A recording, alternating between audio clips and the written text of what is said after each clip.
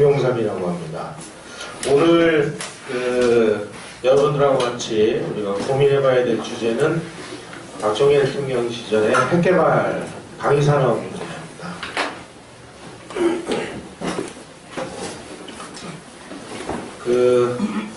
핵무기를 연구한 학자들의 연구 결과에 의하면 어느 한 적이 핵으로 무장을 하고 있다. 우리는 핵무장을 하지 않고 있다.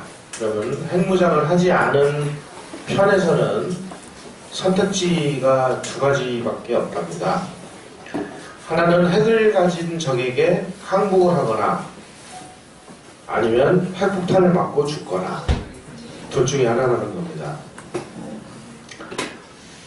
우리가 불행하게도 그런 상황에 지금 처해 있습니다.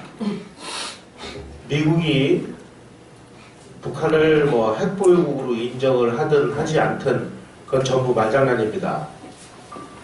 왜? 북한이 이미 핵실험을 6차례나 했지 않습니까? 핵실험을 했고 거의 수소폭탄 실험으로 의심되는 정도의 그 기술적인 진보까지 이루었고, 그리고 물론 핵폭탄을 만든다고 해서 그게 다 위협은 아닙니다. 이것을 운반할 수 있을 정도로 계속 축소를 해서 미사일이라든지 포라든지 이런 쪽에 달아서 쏠 수 있을 정도로 소형화에 성공을 했을 때 현존하는 위협이 될 수 있습니다. 지금 그 단계까지 간 것으로 전문가들은 추정을 하고 있습니다. 핵 문제는 북한이 먼저 시작을 한 게 아니고 사실은 우리가 먼저 시작을 했습니다. 제가 오늘 사실은 이 강의에 굉장히 좀 오는 것이 좀 망설여졌어요. 왜냐하면 이 강의를 다 들으시면 여러분들 의견하고 제 의견이 굉장히 많이 다를 수도 있습니다. 그럴 때 이제 어떻게 할 거냐. 하지만 의견이 다르다고 해서 사실관계까지를 다르게 보시지를 마시기를 바라면서 오늘 제가 이 강의를 하겠습니다. 제 강의가 중간에 마음에 안 드시면 그냥 나가시거나 아니면 저보고 나가라고 하거나, 그러면 제가 둘 중에 하나를 하겠습니다.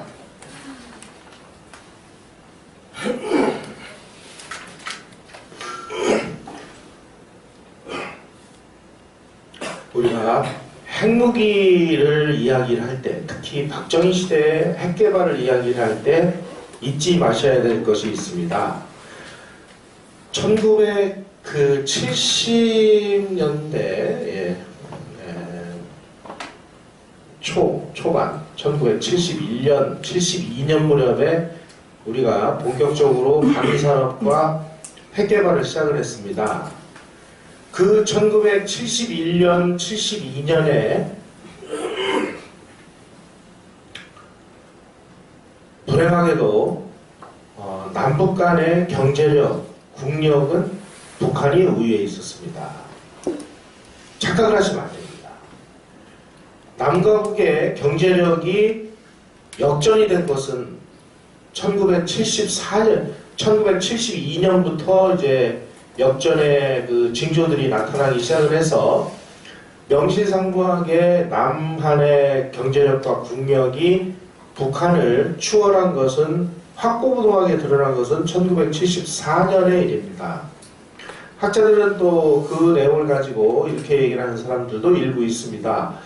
그거는 북한 쪽의 통계가 좀 잘못되어 있었기 때문 아니냐, 이렇게 얘기들 하는데, 어쨌든지 간에 수치로 확인될 수 있는, 죄송합니다. 목이 좀 많이 안 좋아가지고요.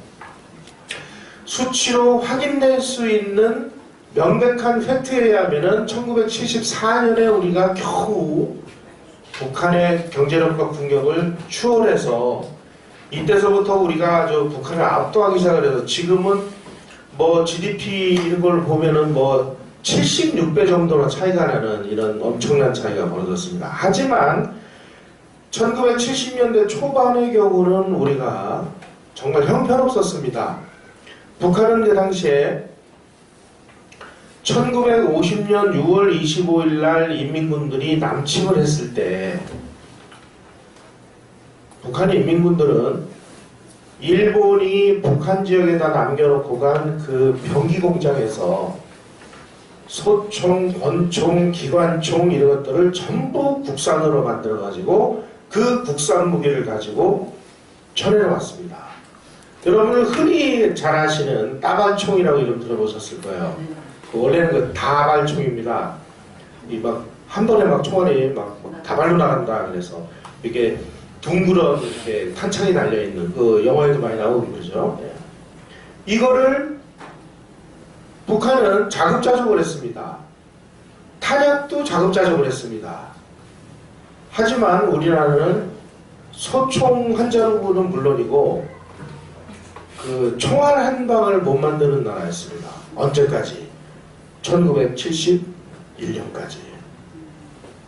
자, 이런 상황이다 보니까 1968년에 1.2 사태, 뭐 푸에블로 납치 사건, 뭐 이런 막 1년에 그런 도발 사건이 벌어짐에도 불구하고 우리는 제대로 대응을 못했습니다. 그 와중인 1969년도에 미국의 닉슨 독트린이라는 그 새로운 정책이 등장을 해서 자, 주한미군 철수할 테니까 이제 너희 나라는 니네가 지켜. 미국이 더 이상 못 지켜주겠어.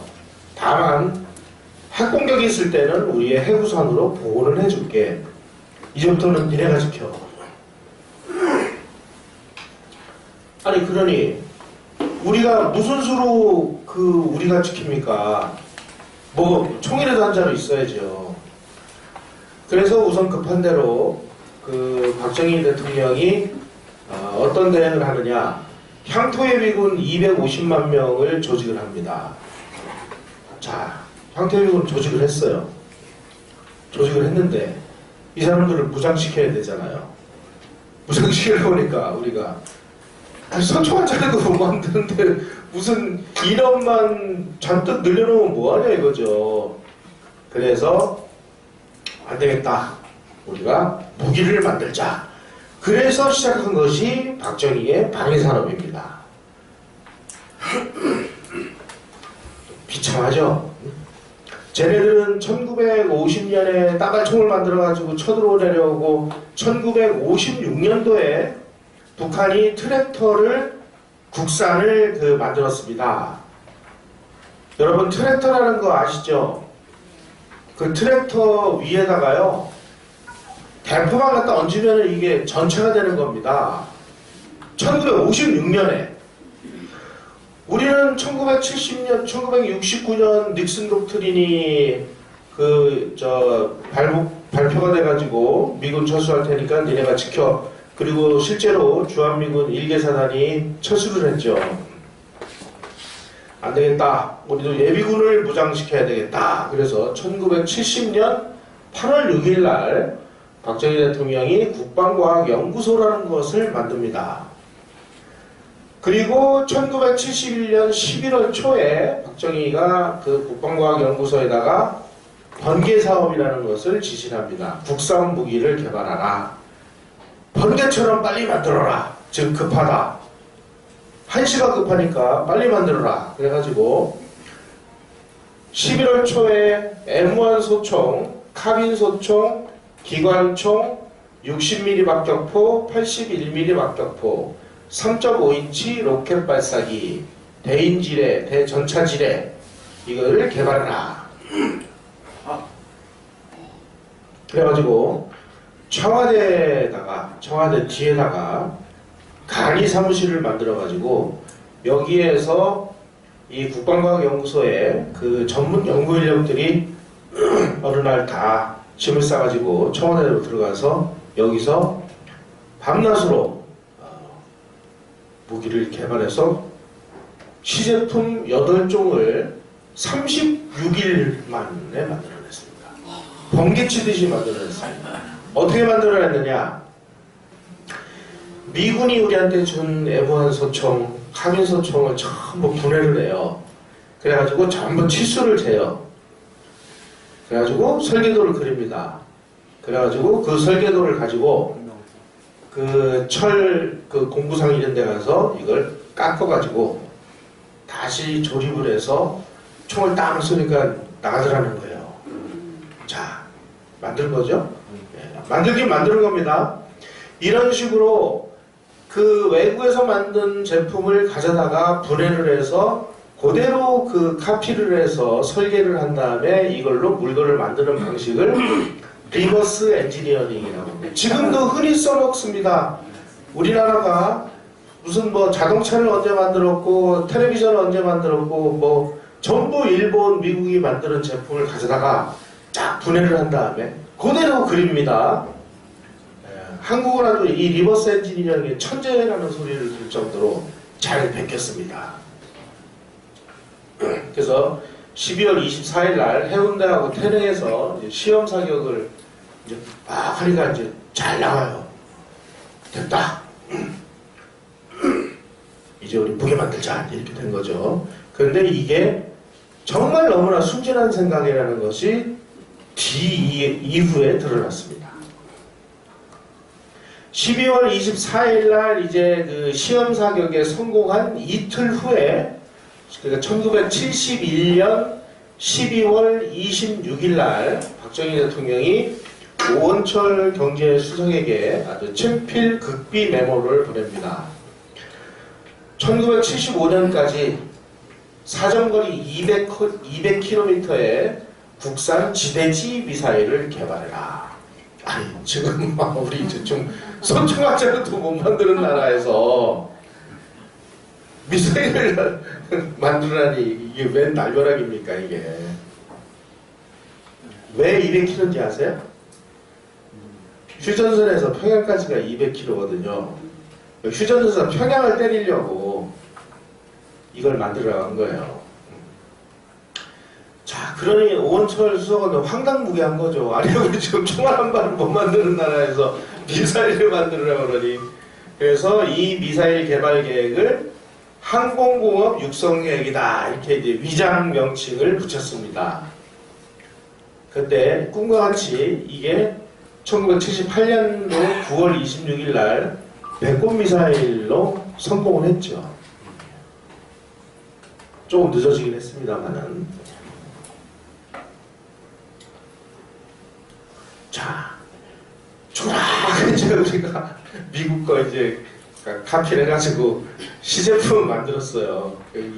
시제품 100번 쏘니까 한 10발, 20발 쏠 때는 괜찮은데 한 50발, 100발 쏘니까 총신이 갈라지고 박격포를 쏘니까 막 박격포 포신이 갈라지고 하는 일이 벌어졌습니다.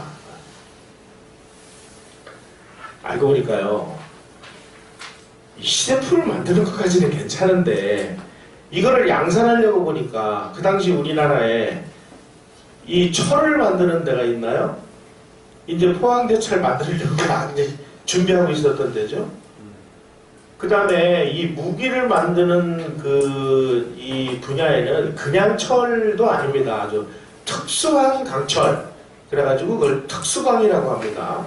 이 철에다가 불순물을 다 제거한 다음에 거기다가 뭐 아연이라든지 뭐 크롬이라든지 뭐 이런 거 중성이라든지 이런 걸 집어넣어가지고 어마어마한 압력에도 이 압력을 견딜 수 있는 특수한 강철. 그 특수강을 우리가 만들어야 특수강이 있어야 이 소총도 만들고 뭐 대포도 만들고 박격포도 만드는데 특수강이 없는 거예요. 그러다 보니까 뭐 소재가 부적합하고 가공 기술도 엉망진창이고 그러다 보니까 야 이거 어떻게 되냐 그래가지고 이제 전문가를 불러다가 공부를 해보니까 이 방위 산업을 위해서는 특수 철강 소재 그리고 비철금속 전자기술 초정밀 가공 기술 100분의 1mm까지를 가공할 수 있는 기술 100분의 1mm면 머리카락보다 훨씬 더 얇은 그런 정도의 가공 능력이 있어야 됩니다. 또 기계공업이 육성되어야 되는데 우리는 이 중에 하나도 준비가 되어 있지 않았습니다. 어떻게든지 1년 동안 뭐 좀 해보려고 발버둥을 쳤습니다만은 그 발버둥에도 불구하고 이런 것들이 사전에 준비되어 있지 않으면 무기 만드는 이 산업은 존재할 수가 없다 하는 결론에 이르렀습니다. 자, 그럼 이게 뭐냐 이거죠. 특수설, 철강 소재, 비철금속, 전자기술, 초정밀 가공기술, 기계공업이 뭐냐? 이게 중화공업이라는 거예요. 자, 그러면 무기를 만들려고 보니까 중화공업을 일으켜야 돼, 이게. 이런 결론에 이른 겁니다, 이게. 자, 그런데 이제 정치적으로 굉장히 복잡한 문제가 게재되기 시작을 했습니다. 박정희 대통령이 그 삼선 개헌을 해가지고 간신히 대통령 선거를 해가지고 김대중 후보하고 대통령 선거를 치러가지고 승리를 했습니다. 그런데 이 김대중이라는 사람의 이 선동 능력이 이게 좀 간단치가 않았어요. 요게 그때 1900 박정희하고 삼선 때 맞붙었던 그 신민당 김대중 후보의 포스터입니다. 10년 새도 썩은 정치 못 참겠다고 갈아보자. 갈아치자. 더더욱이 문제가 되는 거는 그 당시에 박정희 대통령이 추진했던 경제개발 5개년 계획은 전부 수출 주도형 개발 정책이었습니다. 그런데 이 김대중 씨가 들고 나온 이 대중경제론이라는 것의 핵심은 뭐냐? 수출이 아니라 국내 내수를 무대로 해야 된다. 대기업 중심이 아니라 농업과 중소기업 우선이어야 된다. 그리고 농민과 서민, 자영업자에게 혜택이 돌아가도록 해야 된다. 박정희가 하는 정반대를 이야기한 겁니다. 수출은 뭐 고리 같다고 수출하냐 말이야. 그냥 우리끼리 잘 살면 되지. 어디서 많이 좀 들어본 소리를 하고 있는 거죠. 북한이 하고 있는 얘기를 그대로 한 겁니다. 김대중이라는 후보가 주장한 내수 위주, 농업 우선, 중소기업 위주, 폐쇄적인 자급자족 시스템, 대기업 중심의 공업 육성 반대, 노조의 경영 참여 이런 것은 북한이나 유고슬라비아가 채택했다가 나라를 완전히 거덜내버린 그 발전 방식하고 똑같았다는 얘기입니다. 이 대중경제론이. 나중에 밝혀진 바에 의하면 이 대중경제론은 김대중이가 쓴 게 아니라 박현채라는 사람이 써준 것이었다. 박현채가 누구냐? 소년빨치산 출신입니다. 자, 그 당시에 이 사람이 당선돼가지고 이 사람이 가자는 대로 갔으면 지금 한국은 어떤 모습을 하고 있었겠습니까, 여러분? 똑같은. 그게 바로 대중경제론이었어요. 그런데 이런 주장을 하는 이 김대중이한테 우리 국민들이 어마어마한 표를 몰아준 겁니다.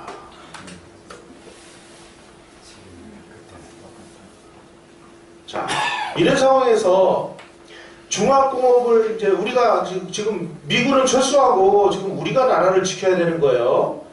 우리가 나라를 지키기 위해서 지금 국산 무기라도 빨리 만들어가지고 예비군을 무장시키려고 보니까 이 무기를 만들려면 중화공업이 육성되지 않으면 절대로 불가능해요.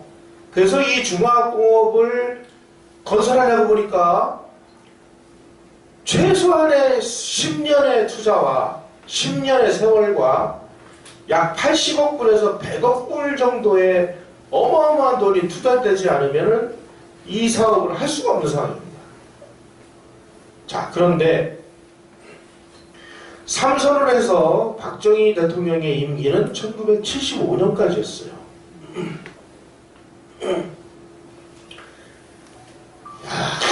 여기서 우리가 이제 선택을 할 수밖에 없는 겁니다. 야, 나 삼선했고 이제 나 할 만큼 했어. 아이고 이제 몸도 피곤하고 여생을 나는 즐겨야지. 삼선 다 했는데 뭐 어떡해. 더 할 수도 없고 헌법에 의해서 뭐 삼선밖에 못하게 돼 있으니까 나 이제 집에 가서 여생을 즐길래 하고 집으로 가야 되느냐, 아니면 이 국가적인 대위기에 처해 있는 이 나라를 위해서 중화학공업을 내가 완성시켜 놓고 그리고 내가 물러나야 되느냐. 중화학공업을 완성시키려면 10년의 세월과 약 80억 불에서 100억 불 되는 어마어마한 돈이 투자돼야 되는데 75년에 내가 임기가 끝나고 75년도에 또 선거를 하면 그 다음에는 김대중이라는 사람이 당선될 것이 불을 보듯 뻔한데 어떻게 하면 좋으냐? 여러분은 어떤 길을 선택하시겠습니까?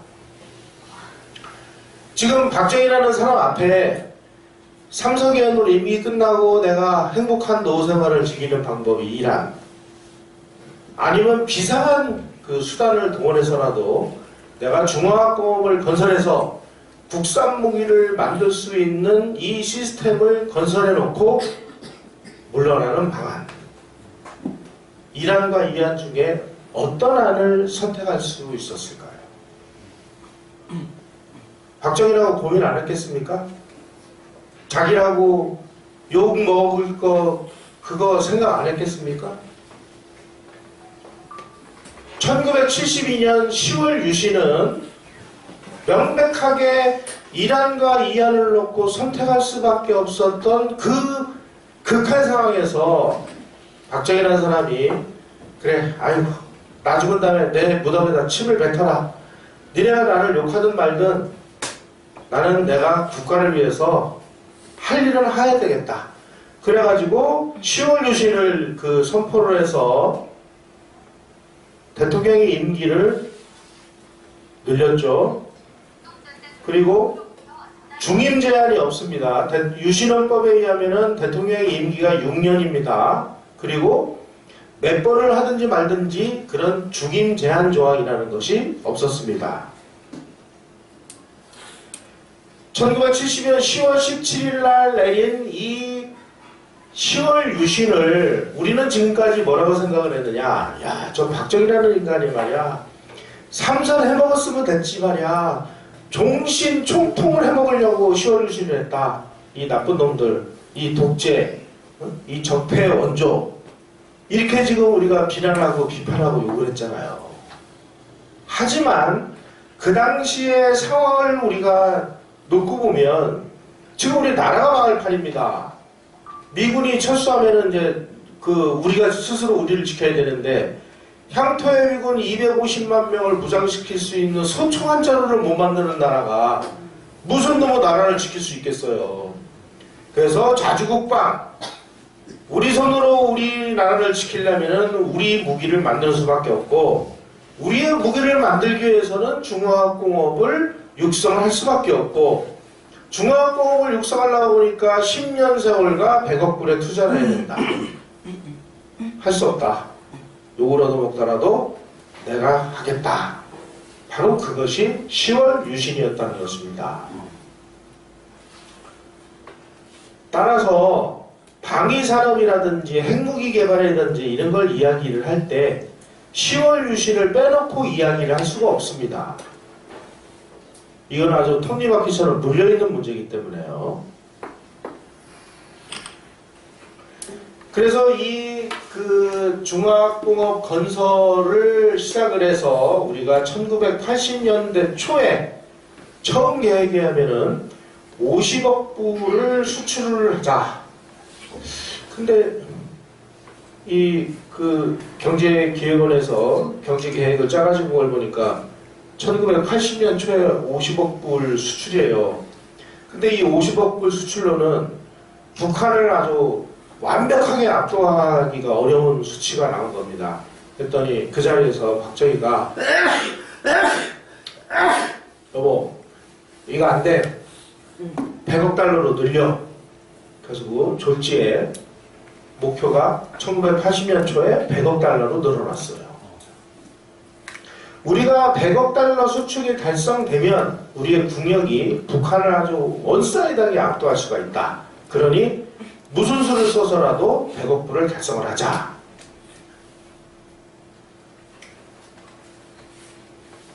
방위산업을 비롯해서 중화학공업이 완성이 되면 우리가 그 여파로 북한을 완전히 능가해서 그러면 북한이 절대로 도발을 못할 것이다. 그래서 중화공업 건설의 성공 여부로 남북 문제가 결판이 나니까 박정희는 제2의 한국 전쟁을 치르는 그런 목표로 중화공업을 시작했습니다. 우리가 처음에 계획했던 1980년대 초 100억 달러가요. 1977년에 앞당겨서 달성이 됩니다.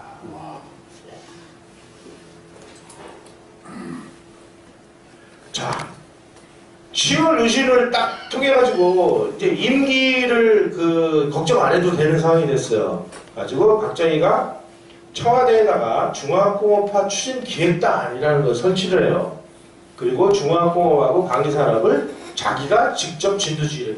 원래는요 법제에 의하면 중화공업화 추진기획단의 책임자는 국무총리였습니다. 그런데 이 사안은 너무나 중요하기 때문에 대통령이 내가 직접 주재를 하겠다. 그래가지고 대통령이 직접 합니다. 그래가지고 철강, 비철금속, 기계, 조선, 전자, 석유화학을 6대 전략업종으로 선정을 합니다. 바로 요 6가지가 우리나라 중화공업의 핵심입니다. 조선은 왜 들어갔느냐? 군함을 만들려면 조선이 있어야 되잖아요. 우리나라는요 전부 무기를 만들기 위해서 철강을 일으키고, 무기를 만들기 위해서 중화공업을 일으키고, 군함을 만들기 위해서 조선공업을 일으키고, 미사일을 만들기 위해서 전자공업을 일으키고, 이렇게 된 겁니다. 그런데 야 그거 뭐 잘못된 거 아니냐 이렇게 얘기를 하는데 정말 무식한 얘기입니다. 인류 역사는요 전쟁이 이 과학을 이끌고 기술을 개발시켰어요. 항상 전쟁의 필요에 의해서 비행기라는 그 새로운 문명의 그 이기가 만약에 전쟁이라는 게 아니었다면 저렇게 급속하게 발달을 못했을 거예요. 전쟁을 위해서 만들어 전쟁을. 여러분 그 1차 세계대전 때 뭐 독가스 뿌리고 막 참호전이라는 거 아마 보셨을 거예요. 막 기관총 설치해놓고 막 돌격에 오는 적들을 막 다 쏴 죽이고 뭐.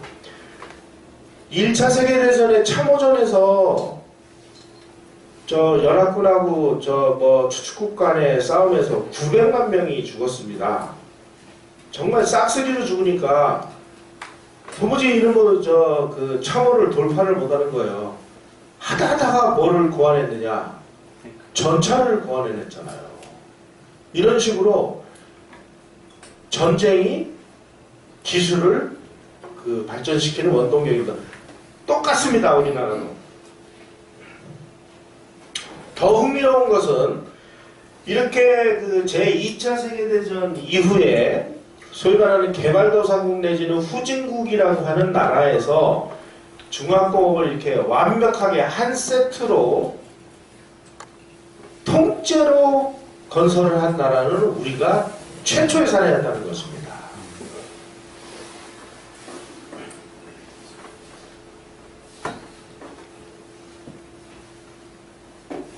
다시 말씀드리면 10월 유신을 정치적으로만 해석하는 사람들은 박정희가 자기 임기를 늘리기 위해서 혹은 통치를 독재를 하기 위해서라고 비판들을 하지만 그런 요소가 왜 없겠어요. 하지만 그 한 면만을 보면 이 총체적인 그림이 그려지질 않습니다. 박정희가 생각했던 목표는 중화공업 건설이었고요. 이 중화공업을 건설해야만 자주국방이 달성이 되기 때문에 중화공업을 달성시키기 위해서는 10년의 세월, 100억 불의 투자, 결국 그래서 10월 유신을 일으킨 거니까 10월 유신이 중화공업이고 중화공업이 10월 유신입니다. 여러분 착각을 하시면 안 됩니다. 정치는 그 다음 문제였어요. 아니 생존을 해야 정치도 있고 무슨 선거도 있는 거 아니겠어요?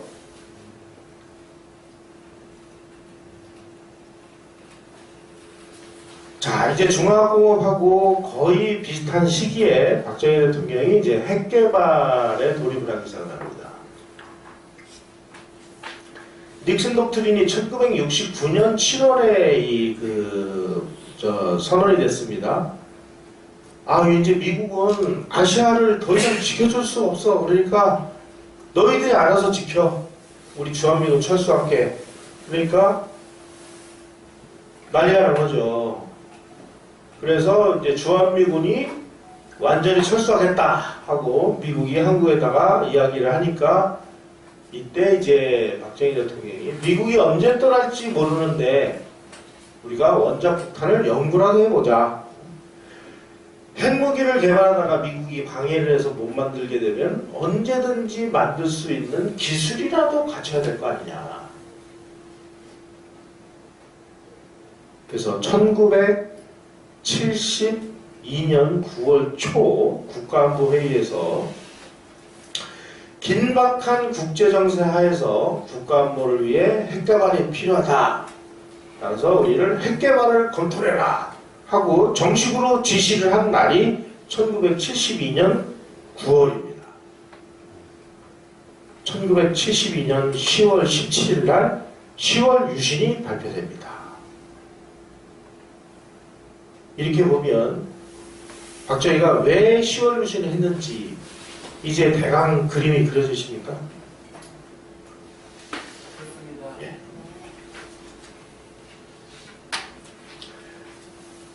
우리가 1971년도 3월 19일 날 고리 원자력 발전소를 이제 짓기 시작을 했습니다.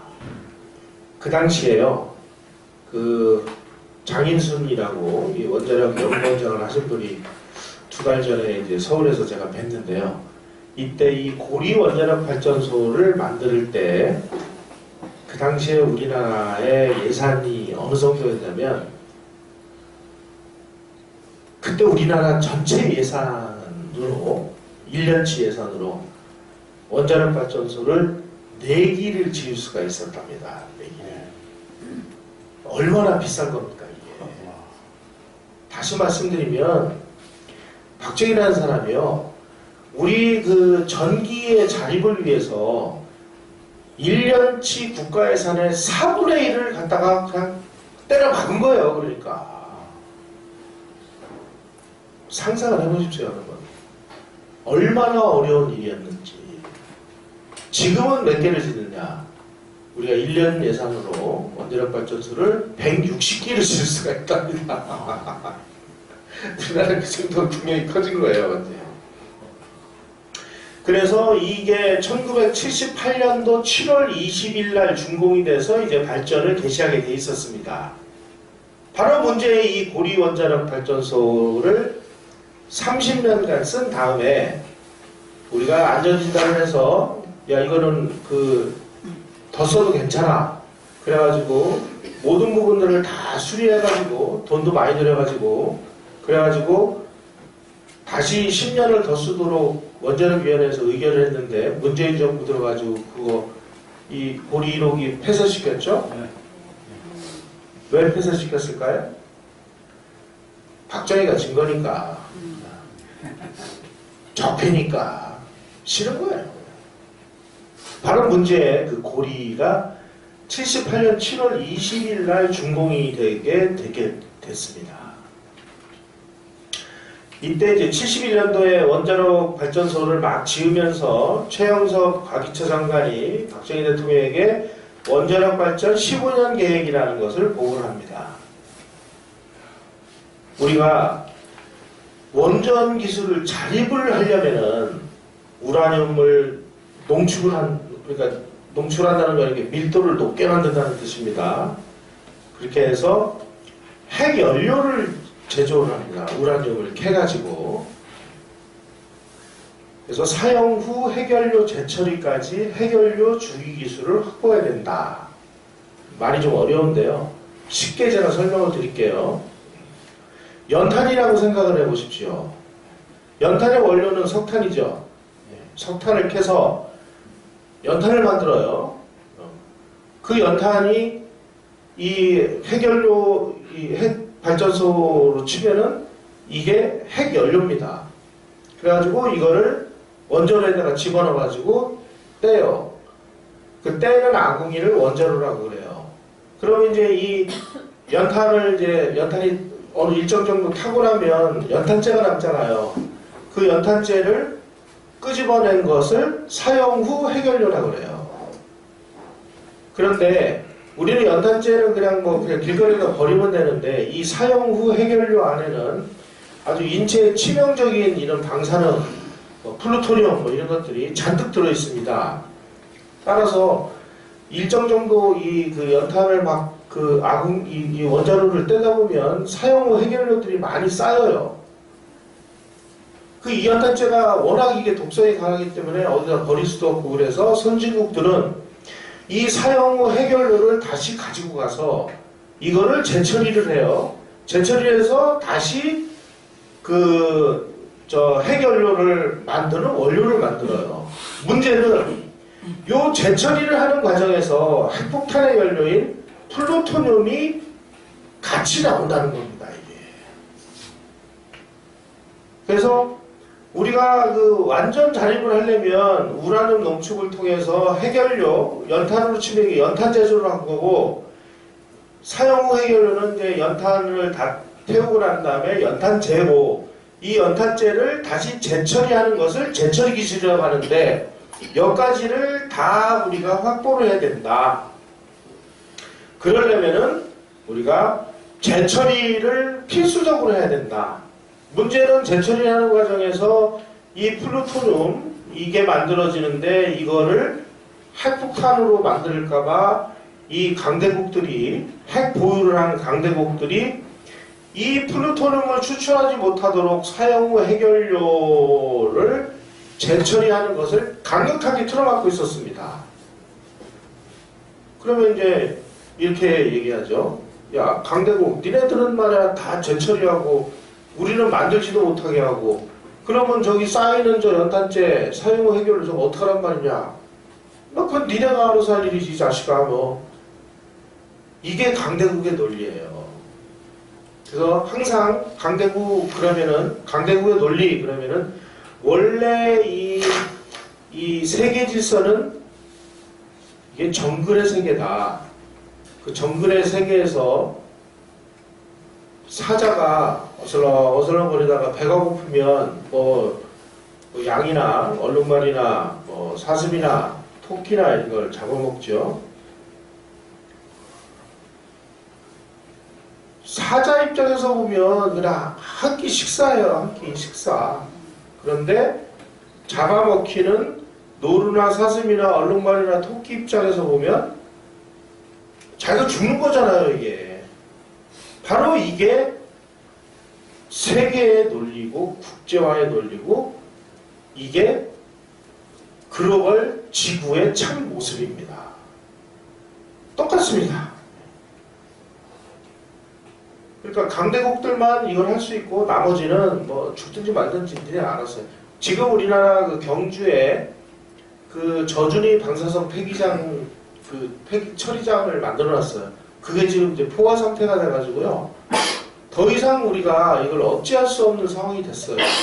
재처리를 하든지 무슨 수를 내지 않으면 이거 큰일 났습니다. 어떡할 거예요 이거. 아직도 해결이 안 됐어요.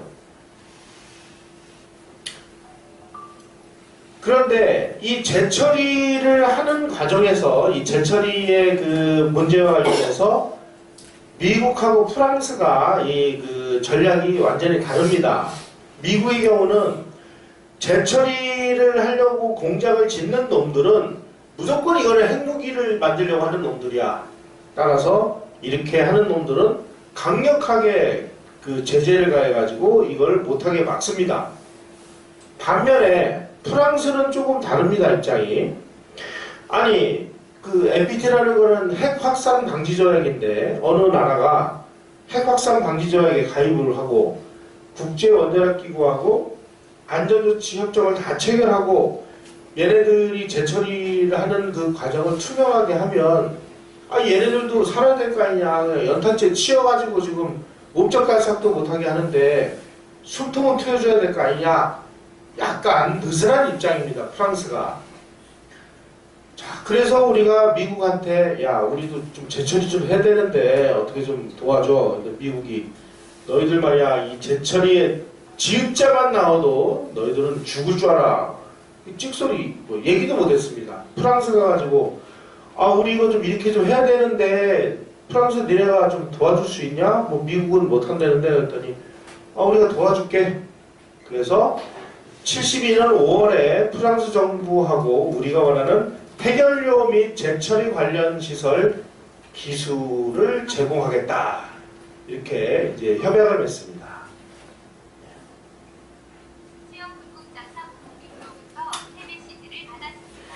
1972년 9월 8일 날 오원철 수석이 박정희 대통령에게 원자 해결료 개발 계획이라는 보고서를 제출합니다.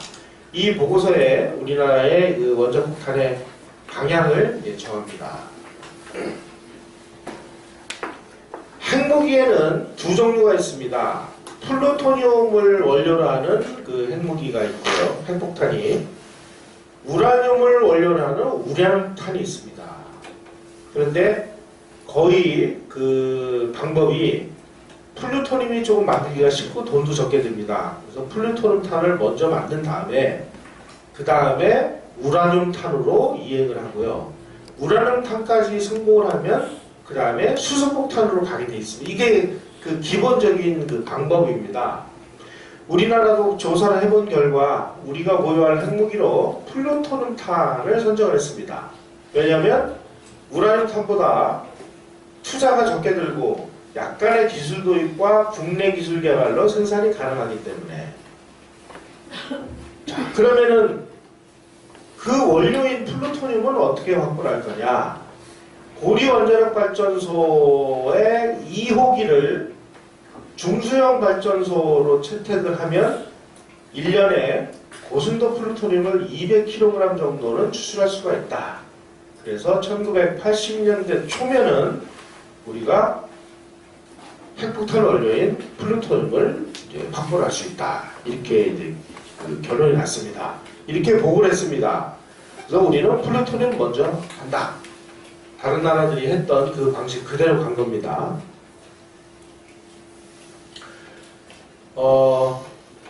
일본이 원자폭탄 2발을 맞았잖아요. 히로시마에 떨어진 게 플루토늄 탄이고요. 나가사키에 떨어진 게 우라늄 탄이었습니다. 방식이 다른 겁니다, 이게. 그래서 이제 구체화된 계획이 나온 게 1973년 말에 국방과학연구소하고 원자력연구소의 특수사업연구진이 아주 세부적인 핵폭탄 개발 계획서를 완성을 했습니다. 예산은 15억 달러에서 20억 달러, 소요기간은 6년에서 10년. 그래서 박정희 대통령이 이 핵무기 개발을 위해서 미국의 MIT 출신으로 이 해결료 분야에서 아주 세계적인 그 권위자인 주재양이라는 박사를 원자력연구소 부사장으로 스카웃을 해옵니다.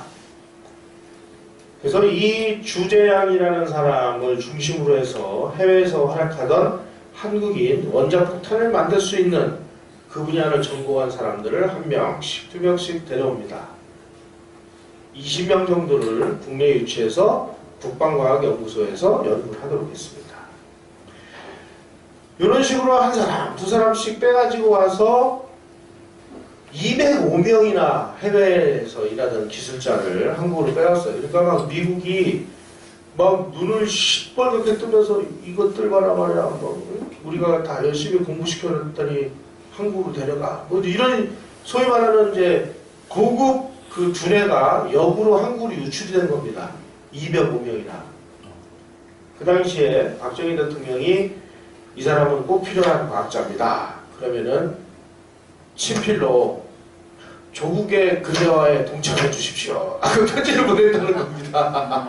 그 편지를 받은 그 과학자들이 크크 울면서 다 보따리 싸가지고 귀국을 했다는 거예요.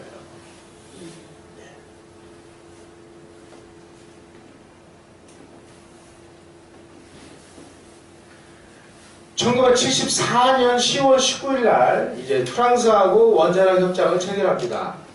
프랑스로부터 원자력 기술, 그리고 정보, 훈련생과 전문가 교환, 핵물질과 장비를 제공을 받았습니다. 그래서 우리 그 연구진이 프랑스를 방문해서 그 핵개발 연구기지가 마쿨이라는 데 있는데, 이 마쿨, 그리고 라구, 여기 가서 제처리 공장, 르망의 해결료 가공 공장, 파리 근교에 있는 원자력 연구소를 말이 시찰이지 거기 가서 같이 이제 공부를 한 겁니다.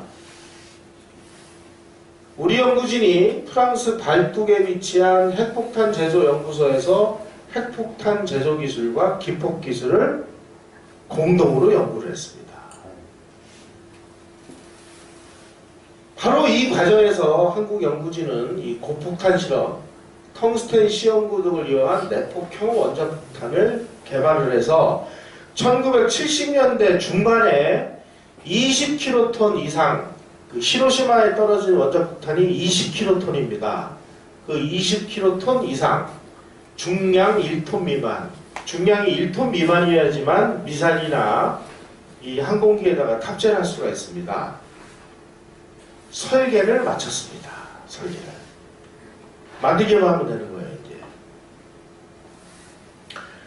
미안한 얘기지만 우리가 북한보다 30년 앞서서 북한제보다 훨씬 기술이나 위력면에서 월등한 핵폭탄을 박정희 시절에 이미 개발을 끝마쳤습니다.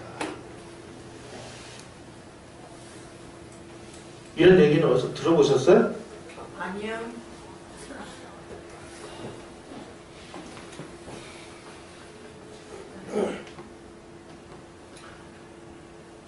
자, 이제 그 원자로를 이제 도입을 해옵니다. 원자로는 두 종류가 있습니다. 미국형 원자로하고 캐나다형 원자로가 있습니다. 뭐 학술용어로 쓰면 좀 복잡해요. 미국형은 뭐 가압경수로형이다. 캐나다형은 뭐 중수로형이다 이렇게 얘기를 하는데 우리가 그런 것까지 알 필요는 없고요. 그러니까 미국형과 캐나다형이 있다. 그런데 차이가 뭐냐? 캐나다형이 훨씬 더 플루토늄을 추출하기가 쉽다. 그래서 우리가 캐나다로부터 중수로 원자로를 도입을 합니다. 그걸 캔두 원자로라고 그래요. 캐나다에서 만든 원자로다 해가지고 캔두형 원자로라고 합니다. 그 당시에 우리나라가 돈이 없었어요. 그래가지고 미국이 아니 미국제 원자로를 사야지 어디 싸가지 없이 말해 캐나다 원자로를 사. 너희들 그 캐나다 원자로 사면은 우리 원조도 안 해줄 거고 그 다음에 차관도 안 빌려줄 거고 그러니까 알아서 해. 알아서 하겠습니다. 그리고 이스라엘의 그 국제 거상인 아이젠버그라는 사람을 통해서 야 우리가 지금 캐나다 원자로를 살려고 하는데 미국이 돈 안 빌려준대. 어떻게 좀 돈 좀 빌려줄 수 있나? 그랬더니 이 아이젠버그가 유태인 자금들을 동원해가지고 한국의 원자로 차관단을 구성을 해줍니다. 그래가지고 자금을 제공해서 캐나다로부터 원자로를 사옵니다. 캔두 원자로를. 그 당시에 막 캐나다는 자기네 나라 원자로를 해외에다가 팔기 위해서 막 혈안이 돼 있었을 때입니다. 한국이 막 캐나다 원자로를 사주겠다 그러니까 막 쌍수를 들고 환영을 하고 막 뭐 그래 너희들 뭐 줄까? 막 더 얹어줄게. 우리 거 사. 이렇게 된 거예요. 그때 우리나라에서 연구용 원자로 이걸 우리한테 주면은 우리가 그 캐나다 니네 거 사줄게. 그러니까 캐나다가 그거 덤으로 얹어줄게. 그래가지고 얹어준 거예요. 얹어주기로 했어요. 그 연구용 원자로를 NRX다 이렇게 얘기를 합니다. 바로 요 연구용 원자로 요게요. 플루토늄을 그냥 무지성으로 꺼내 쓸 수 있는 아주 획기적인 원자로였습니다. 이게.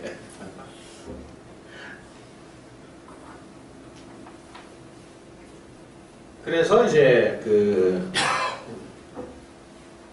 월성 원자력 발전소 여기에는 미국제가 아닌 캐나다용 그 원자로가 들어갔습니다. 그래서 이유는 딱 한 가지예요. 핵폭탄 원료를 얻기 위해서.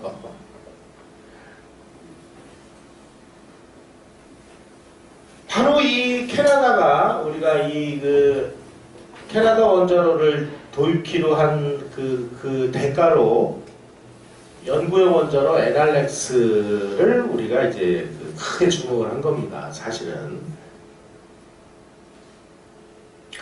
이 와중에 정말 우리나라 입장에서는 참으로 좋지 않은 그 일이 벌어졌습니다. 인도가 비밀리에 그 국제감시망을 뚫고 인도가 핵무기 개발에 성공을 했습니다.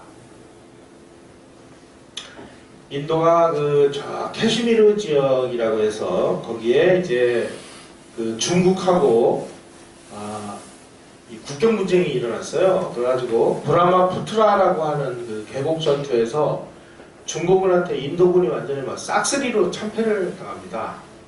그러니까 인도가 야 이러다가 우리 이 중국한테 이제 우리 나라 망하게 생겼다. 가지고 비밀리에 핵 개발을 시작을 해가지고 1974년 지하핵 실험을 성공을 해가지고 전 세계가 이제 완전히 충격과 경악에 빠졌습니다. 이렇게 되니까 인도하고 또 아주 막 앙숙인 파키스탄이 야 이거 큰일 났다. 그래서 파키스탄의 이 부토 대통령이 우리가 풀을 뜯어먹고 살더라도 우리도 핵폭탄을 제조하겠다. 우리도요. 우리가 핵무기에 맞아 죽을 상황이 되면 국제제재도 나발이고 어딨어요. 핵을 가지지 않은 그 나라는 핵을 가진 나라에게 항복하거나 핵무기를 두드려 맞고 죽거나 둘 중에 하나밖에 없다는 거예요. 지금 문재인 정부는 아마 투항을 할 것 같아요. 우리도 살아야죠. 살으려면 어떻게 해야 돼? 풀을 뜯어먹더라도 우리 핵폭탄을 만들어야 돼요. 이 의견에 동의하지 않는 분이 계시면 빨리 나가시던지 저보고 나가라고 그래 얘기를 하든지 둘 중에 하나를 하십시오. 예, 저는 오늘 막 얘기합니다 이제. 예.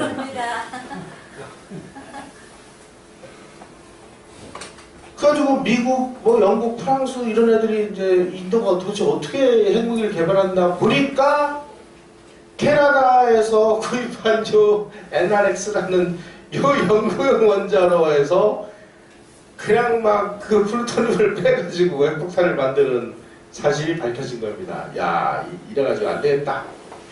그래가지고 이때부터 미국이 아주 핵무기를 개발할 가능성이 있는 나라에 대해서 그냥 막 그 정보원들을 막 대거 보내가지고 이놈들 핵무기 막어! 이렇게 된 겁니다. 이 불똥이 한국에 딱 터져버린 거예요.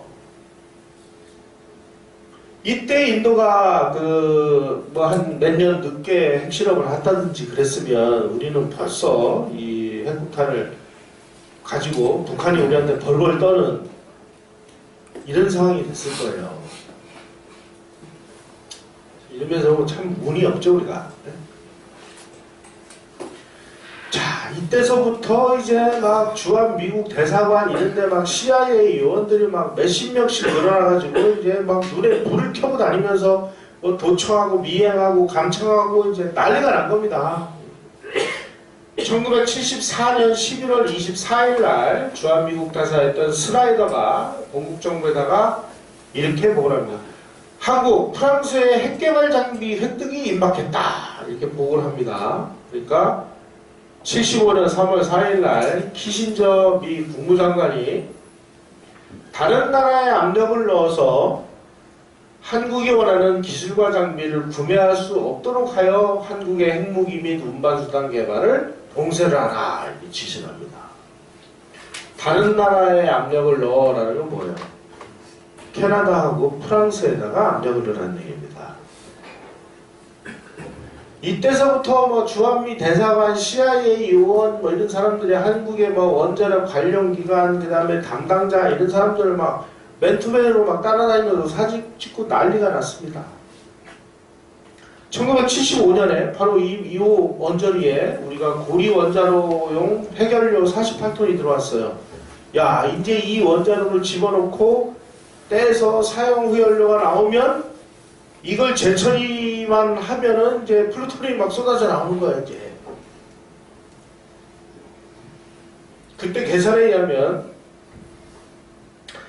고리원전이 1978년부터 가동을 하는데 딱 그 가동을 하고 나서 막 쏟아져 나오는 이 연탄재, 이 그 사용 해결료를 재처리하면 한국이 매년 139kg에서 167kg의 플루토늄을 확보하도록 되어 있었습니다. 원래 20kg급 히로시마에 떨어뜨린 그 정도 위력의 핵폭탄 한 발을 만들기 위해서는 플루토늄이 한 발에 6 내지 8kg이 들어가요. 만약에 한국이 재처리를 시작을 하면 한국은 매년 23개에서 28개의 핵폭탄을 만들 수 있는 플루토늄을 우리가 보유하게 돼요.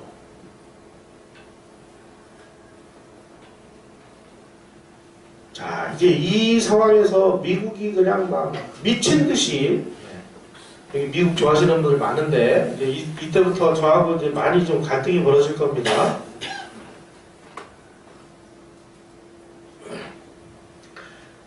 도대체 미국이 그러면은 왜 그렇게 한국의 핵 개발을 막느냐? 제가요, 정말 이 시점에서 정말 분통이 터지는 건 뭐냐면, 미국이 한국의 핵 개발을 그렇게 집요하게 막은 그 실력으로 북한을 막았어 봐요. 어디 감히 북한이 핵폭탄을 만들어요. 근데 북한을 그렇게 놔두면서 왜 한미동맹국이고 우방국인 이 나라를 이렇게 못살게 굴어가지고 핵폭탄을 왜 못 만들게 만드냐 이거예요. 왜? 우리도 좀 살겠다고 좀 만드는 건데 그 왜를 추적해봐야 됩니다. 왜? 도대체 미국을 왜 막느냐? 미국이 한국에다가 원자력 시설도 팔아먹고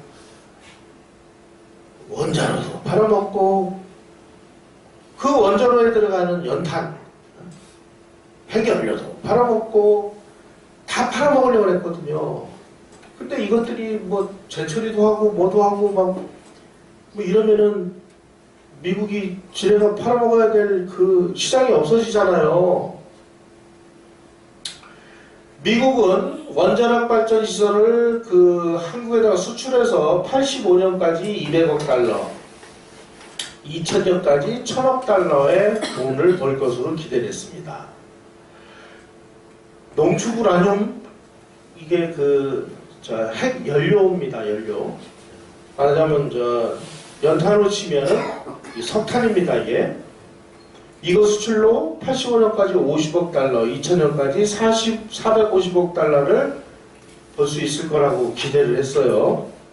한국이 원자로를 막 캐나다 걸 사오지를 않나, 뭐, 그리고 한국이 이제 안 입었겠죠. 이 새끼들 우리가 도와줬는데 캐나다 걸 사, 뭐.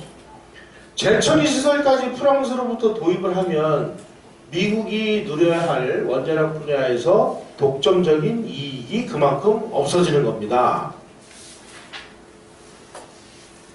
따라서 이 핵연료하고 원자로를 미국에서 독점적으로 구매하도록 한국을 미국에 종속시키려면 한국이 핵폭탄을 제조하려고 한다 하고 막 소문을 내가지고 프랑스로부터 재처리 시설을 막는 것이 미국의 상업이익에 부합되는 일이었다는 거죠.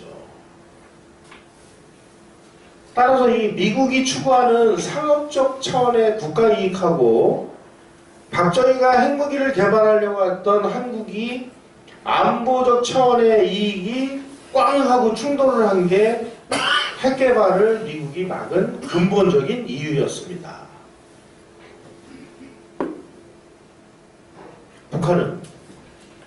북한이 때려 죽었다고 해도 미국제 뭘 사겠어요? 그러니까 일단 뭐 이렇게 된 거 아닌가?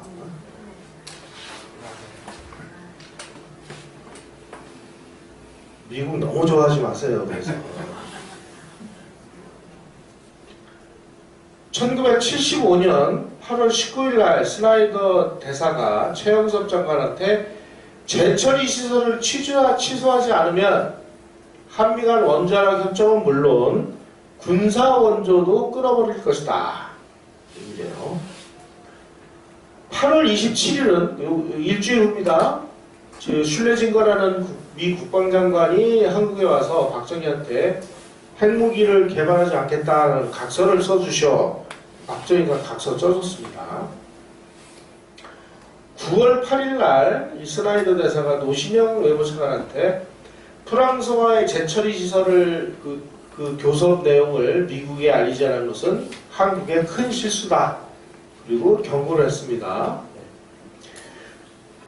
이런 식으로 막 집요하게 그 방해하고 압력에도 불구하고 75년 11월 13일 날 프랑스 외무성에서 한불 간 원자력 협력 사업에 대한 양해각서를 체결하기로 돼 있었습니다.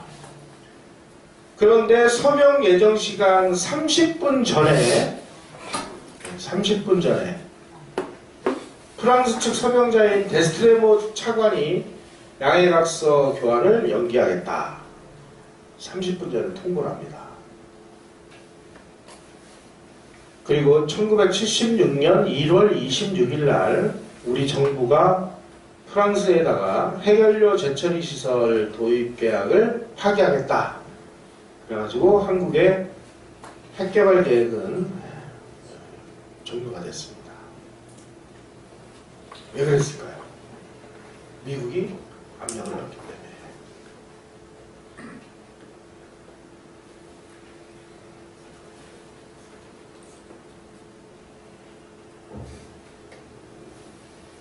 자, 그렇게 비장하게 한번 칼을 뽑았는데, 아, 이거 박정희도 뭐 별거 아니네. 뭐 이렇게 압력 넣는다고 해서 뭐 패를 졌고 뭐 박정희가 좀 냈잖아요. 뭐 이렇게 생각하실 수도 있을 거예요. 프랑스 정부가 한국에 원래 이 어떤 그 계약이 이루어지도록 돼 있는데 한쪽에서 그 계약을 파기하면 그 계약 파기에 대한 막대한 그 손해배상금을 물어야 됩니다. 그런데 프랑스 정부가 한국에다가 야, 그 계약을 이제 파기를 하자. 파기하는 거 좋은데 파기하더라도 위약금은 우리가 안 받을 테니까 한국 정부가 먼저 계약을 파기하는 형식으로 해달라. 요청을 해요. 왜 그랬느냐. 요 아래에 그 답이 있습니다. 카타 행정부의 국가안보보좌관 브레진스키가 쓴 책에 이렇게 나와 있습니다. 카터 대통령은 프랑스의 지스카르 데스탱 대통령과 사적인 회담을 통해서 핵 확산 문제, NPT 준수 문제를 강력히 제기해서 프랑스가 핵연료 재처리에 관한 공장을 한국과 파키스탄에 판매하려는 계획을 취소시켰다.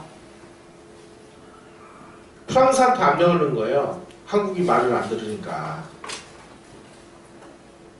자, 그러면 박정희는 왜 포기를 했느냐? 우리가 재처리시설을 도입을 하면 주한미군이 이제 그 철수를 할 텐데, 그러면은 미국이 경제 제재를 통해 가지고 중화학공업 건설도 불발이 될 거고, 왜냐면 미국으로부터 장비나 기술을 사와야 되는 게 많으니까. 또 우리 국가 안보에도 중대한 그 위험이 닥칠 우려가 있었습니다. 그리고 캐나다에서 도입하려고 다 예정이 돼 있던 이 연구 시험용 원자로도 포기를 했습니다. 더 놀라운 사실은 이 사람 얼굴 잘 기억해 두십시오. 이게 도널드 그레그라는 사람입니다. 아주 한국에는 기분 나쁜 인간입니다. 상당히 그 북한을 편들어주는 사람입니다. 이 사람이 1976년 10월에 미 CIA 서울 주재 책임자로 근무를 하고 이제 임기가 끝나서 귀국을 했습니다. 귀국을 해서 미국에 있는 한 그 포럼에 나가서 이렇게 연설을 했습니다. 박정희 정권이 현재와 같은 정치를 하면 임기 중반쯤 쿠데타가 일어날 것이다.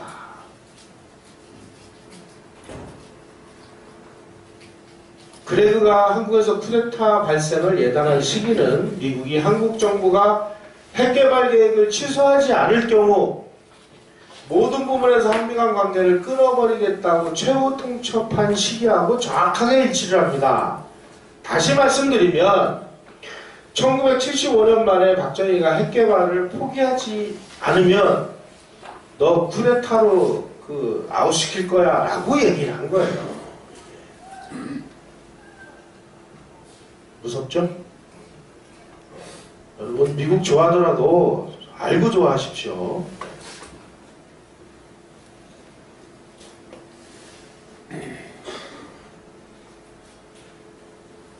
자, 여기서 이렇게 핵개발을 무위로 돌렸다면 박정희가 아닙니다. 박정희가 어떤 사람입니까? 여러분은 여기까지는 아마 알고 계셨을 거예요. 여기까지는. 하지만 한편의 드라마가 또 있습니다.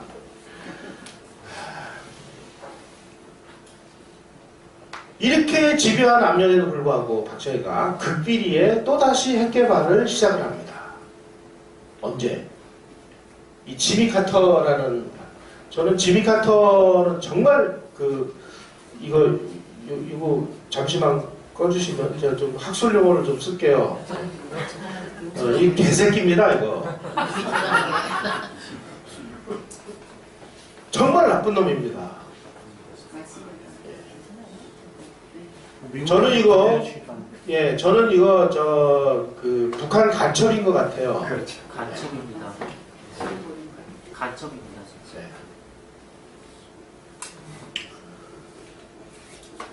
민주당 대통령 후보가 된 지미 카터가 대통령 후보예요. 대통령 당선되지도 않았어요. 한국에서 핵무기를 철수하겠다. 그리고 4, 5년 내에 주한미 지상군을 단계적으로 모두 철수하겠다. 그럼 박정희가 뚜껑이 열린 거예요. 이 새끼들 봐. 나 니네 갈 테면 가, 자식아. 이렇게 된 거예요.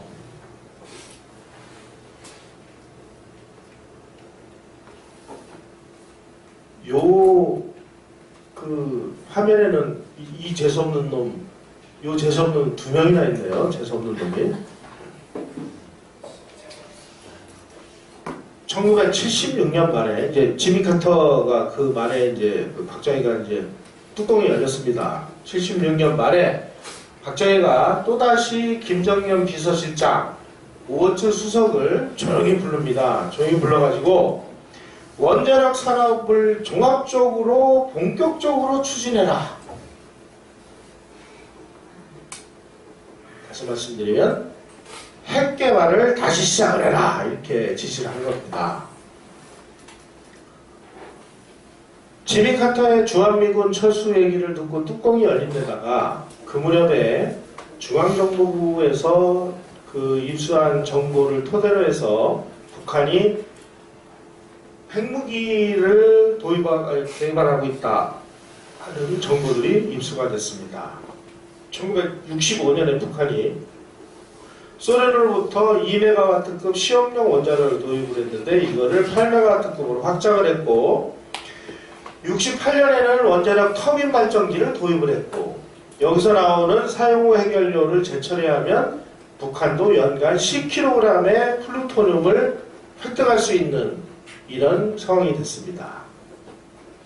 또 1970년대에 북한의 핵물리학자들을 소련 엄청나게 보내고 중국의 미사일 전문가를 보내가지고 북한이 자체 기술로 30만 메가와트급 시험용 원자로를 개발하려고 한다.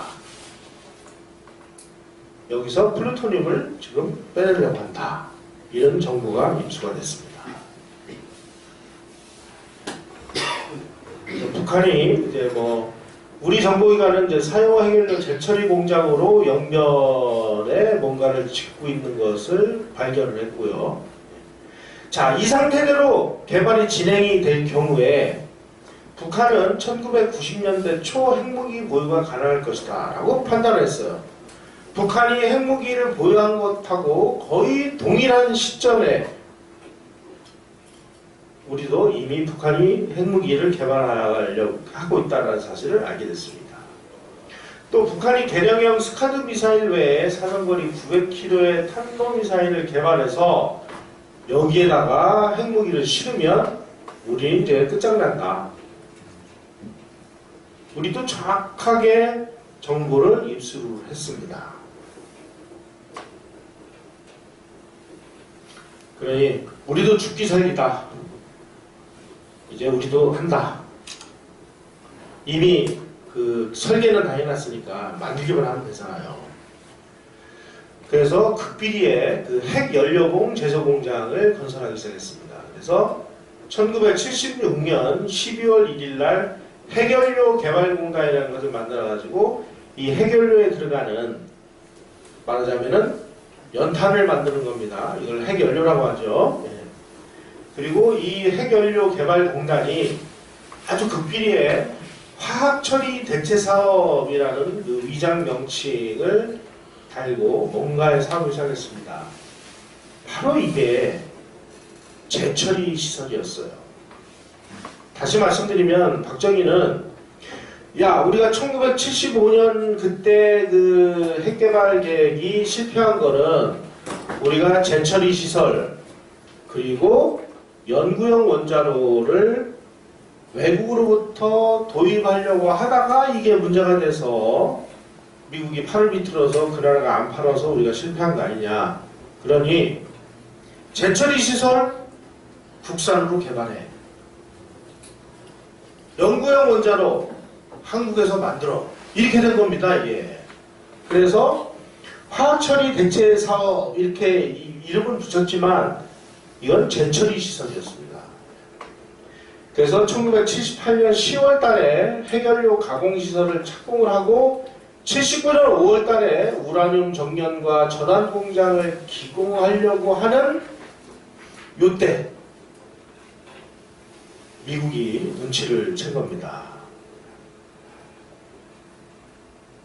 자, 요것도 이 연구용 원자로는 그 아까 말씀드렸듯이 아주 손쉽게 그 플루토늄을 추출할 수 있는 그런 그 내용인데 캐나다로부터 들여오려고 하다가 실패를 했으니까 이번에는 연구용 원자로를 국산화를 해라. 그래가지고 요거는 뭐라고 위장을 했느냐.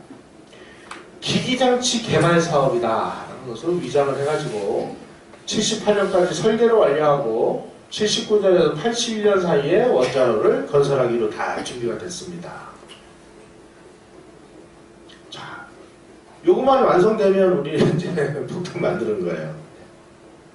한국이 이 핵연료 공장 시설을 공개하기 전까지 미국이 또다시 박정희가 핵 개발을 하리라고는 전혀 눈치를 못했었습니다.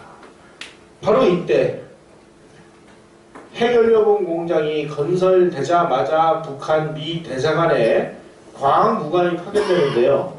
이 사람은 원자력 전문 훈련을 받고 한국에 파견된 CIA의 전문가였습니다. 이렇게 되니까 이제 막 또다시 막 미친 듯한 압력이 들어오기 시작했습니다. 78년 8월에 국방장관 슐레징거가 한국에 와서 박정희한테 어이 박정희 대통령 당신은 왕이냐 핵개발이냐 둘 중에 하나를 선택하라. 이게 통첩을 합니다. 그리고 이 사람이 돌아가고 나서 한 달쯤 후에 국산 지대지 미사일 100곰 발사 시험을 해요. 웃기는 소리 마. 우리는 내가 갈 길 내가 갈 거야. 보여준 겁니다. 그래서 세계 7번째로 우리가 미사일 보유국이 됐습니다. 아니 미국은 이제 공황 상태에 빠진 거예요. 야 이런 건 안 되겠다. 이때서부터 그냥 최고의 그 방문단들이 막 한국에 쏟아져 들어오기 시작합니다. 최고의 방문단이 왜 왔겠습니까? 박정희 위협하러 오는 거죠. 그래가지고 11월 8일 날 브라운 미 국방장관이 이끄는 17명의 고위 관료, 열흘 후에 상원 군사위원회 13명이 방한을 해가지고 박정희를 얼르고 달래고 하면서 이제 공갈 협박을 계속 한 겁니다.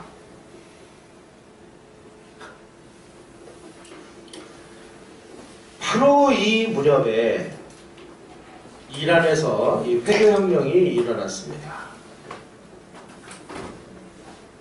저는 이런 거 보면 미국은 정말 웃기는 짜장면 나라. 제가 무슨 반미주의자가 아니고요. 미국이 이렇게 어떻게 보면은 자기네들 국익을 위해서 어느 한 나라를 헌신짝처럼 쳐버리는 이런 모습들을 보면 베트남도 그렇게 해서 그 호주병한테 넘겨줬죠. 이란도 마찬가지예요. 팔레비가 미국에게 얼마나 협조를 잘해줬습니까? 그런데 단지 독재를 한다는 이유로 팔레비를 쿠데타 비슷하게 내쫓아버렸어요. 그리고 나서 제대로 통제될 거라고 믿었는데 웬걸 코메인이라는 아주 그냥 회계 원리주의자가 와가지고 미국 대사관 전부 인질을 잡아가지고 평지풍파가 일어났죠. 미국 대사관에 52명 대사관 직원들이 인질로 잡혔습니다. 그때 팔레비가 실강에서 망명한 다음에 해외에서는 다음 차례는 한국이다 라는 소문이 파다하게 나돌았습니다. 1979년 제철이 설계가 이제 완성돼 갑니다. 바로 그해 79년 1월 13일 팔레비 국왕이 막 해외로 도망가고 막 회계혁명이 막 일어나고 막 하는 그 소용돌이가 치는 그 와중에 박정희가 부산에서 이제 신년 구상을 하던 중에 선우연이라는 사람이 언론인 출신인데요. 이 사람이 누구냐? 조선일보 선우이 주필의 동생입니다. 이 사람이 이제 처음에 공보비서를 했던 사람인데 부산으로 불러가지고 이 양반한테 이런 얘기를 합니다. 박정희가 나는 1981년에 그만둔다. 1981년 전반기에 핵폭탄이 완성된다고 국방과학연구소에게 보고를 받았다. 핵폭탄을 우리가 보유하면 김일성이 감히 남침을 못할 거 아닌가. 북괴가 남침하더라도 우리가 핵을 던지면 북한도 날아갈 것 아닌가. 우리는 공격을 위해서가 아니라 방어용으로 우리는 핵을 가지려는 것이다. 1981년까지 완성되면 그해 국군의 날 여의도 행사를 부활시켜서 원자탄을 전 세계에 공개하겠다. 그리고 그 자리에서 나는 사퇴 성명을 내고 물러나겠다. 선언을 합니다. 1979년에 농축과 제철이 부분을 제외한 전 부분에서 원자력 산업의 기술적 자립에 성공을 했고 바로 79년 10월에 제철이 설계가 완성이 되게 돼 있었습니다. 미국은 비상한 수단을 동원해서라도 박정희의 핵 개발을 막지 않으면 안 되는 이런 비상한 상황이었습니다.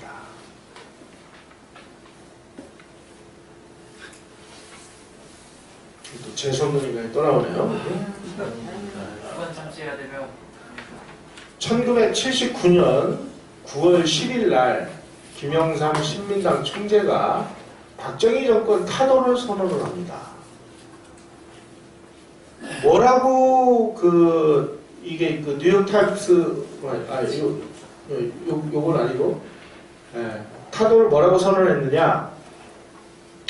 군은 특정 정권을 위해서 존재하는 것이 아니다. 군은 본래 임무에 충실해야 된다.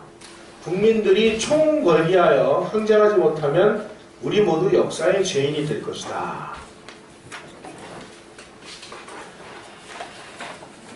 6일 후인 9월 16일 날 뉴욕타임스하고 인터뷰에서 카터 미 행정부의 소수 독재의 박정희 대통령 정부에 대한 지지를 종식해달라라고 요구를 해요. 네. 확술용어를 잘 사용하시네요. 개새끼입니다. 네. 오히려 김대중보다 더 나쁜 더 나쁜 놈입니다. 예. 제일 나쁜 놈. 이 발언을 문제 삼아가지고 여당 의원들이 10월 4일날 김영삼 의원을 제명을 하니까 그 다음날 미 국무성이 항의 차원에서 글라이스틴 주한 미국 대사를 본국 소환을 해요. 대사를 소환한다는 것은 가장 강력한 외교적 항의의 표시입니다. 그리고 10월 13일 날은 카터 대통령이 직접 나서서 김영삼 제명을 공개적으로 비난을 합니다.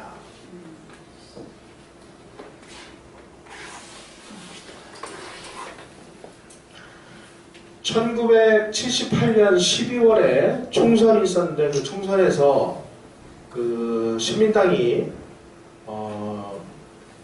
이 여당을 이겼어요. 그 책임을 벌어가지고 김정년 비서실장이 물러나고 김계원이라는 사람을 비서실장으로 임명합니다. 그런데 그때 이 차지철과 김재규, 이게 차지철이고 이게 김재규인데 이 두 사람이 서로 으르렁 했었어요. 요 사이에서 완충장치를 한 사람이 요 김정년 비서실장이었는데 이 사람이 물러나니까 이 두 사람이 직접적으로 충돌하기 시작을 했습니다. 게다가 김계원이라는 비서실장은 이게 사성장군 출신이고 자유중국 대사로 7년을 근무했기 때문에 한국이 어떻게 돌아가는지에 대한 감이 없는 사람이에요. 그러다 보니까 차지철이가 형님 그건 제가 알아서 하겠습니다. 그래가지고 경호실장인데도 불구하고 비서실장의 고유 권한을 마구 침해를 해버렸습니다. 그때마다 이제 김재규하고 사사건건 충돌을 하면서 권력 핵심 간의 이 갈등이 벌어지는 요 사이에 외세가 개입할 수 있는 이런 틈이 벌어지기 시작한 것입니다.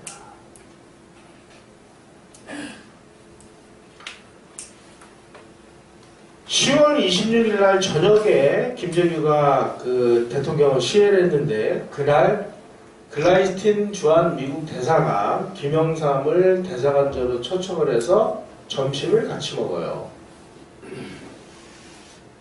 그날 저녁에 궁정동 마찬장에서 김재규가 시해를 했습니다.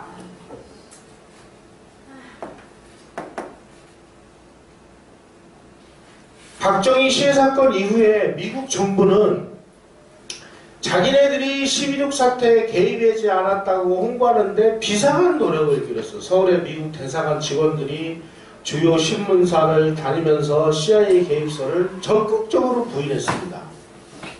아니 누가 뭐래? 아니 누가 뭐래? 왜 그래 이거?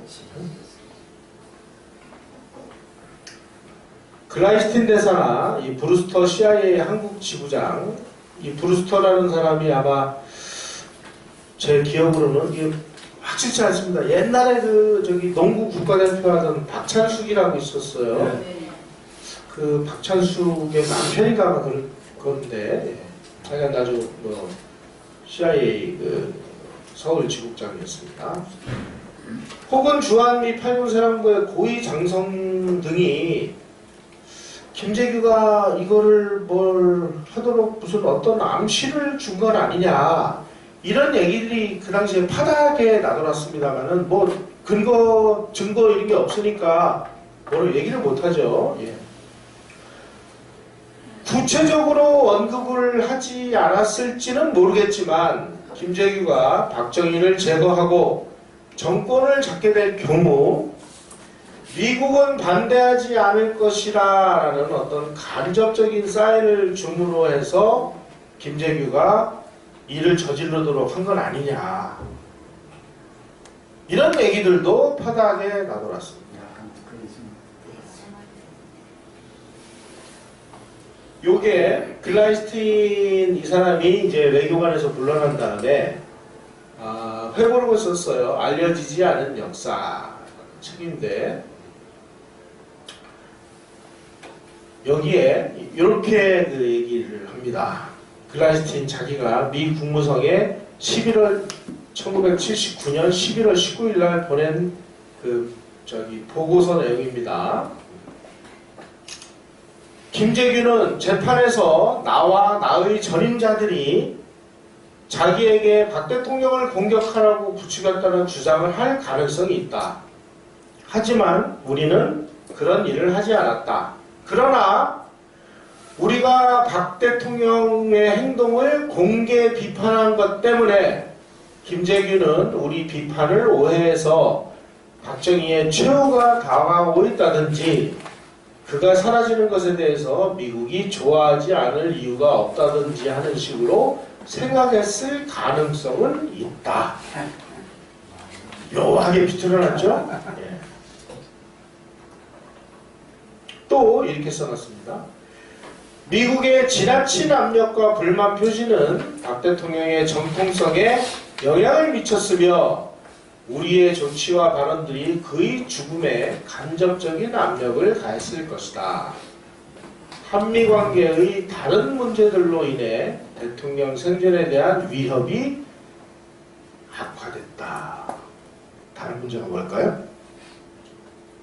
몇 개 말입니다. 또 바로 이 글라이스틴이 1986년도 미 조지타운 대학교 외교연구소에서 발간한 인권 외교라는 책에 미국 관심의 특별한 대상이라는 그 논문을 기고했습니다. 이 논문에 뭐라고 얘기를 했느냐?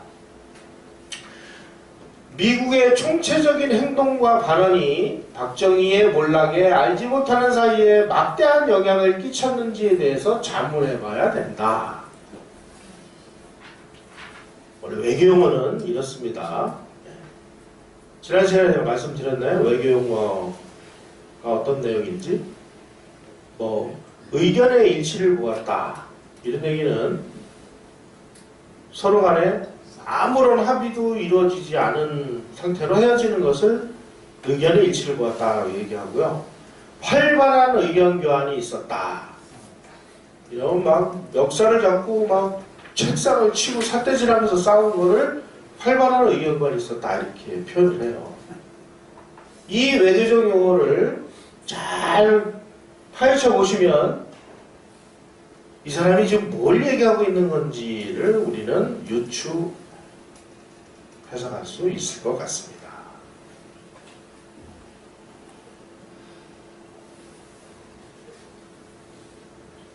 미국은 전두환 쿠데타를 묵인했습니다.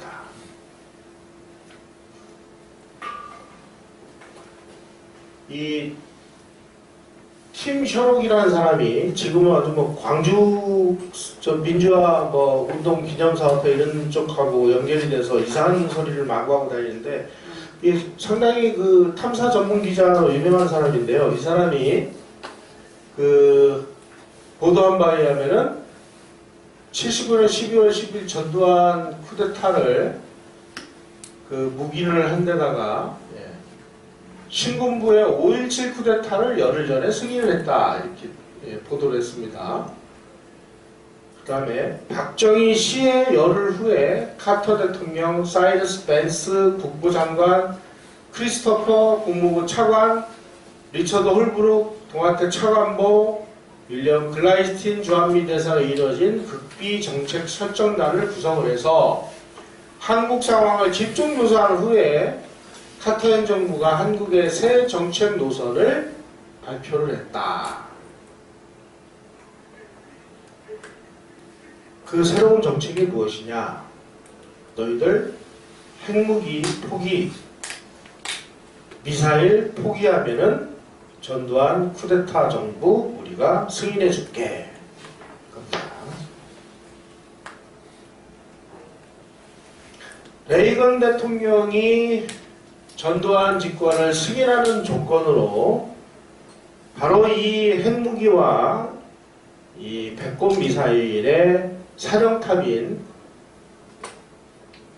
국방과학연구소 여기서 핵개발과 미사일 연구팀 해체를 요구해서요.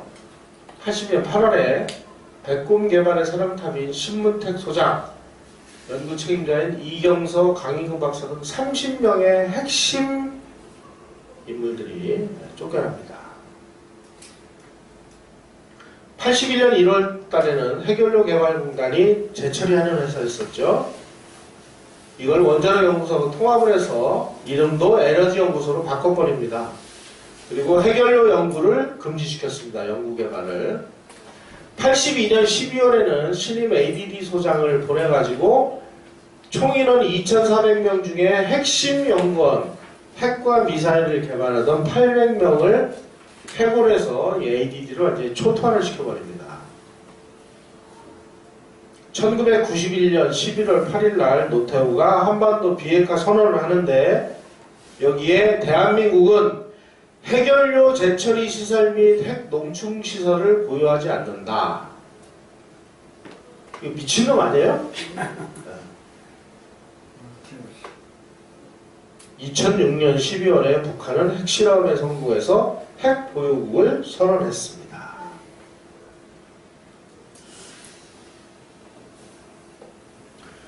1976년 5월 1일로 되어 있습니다.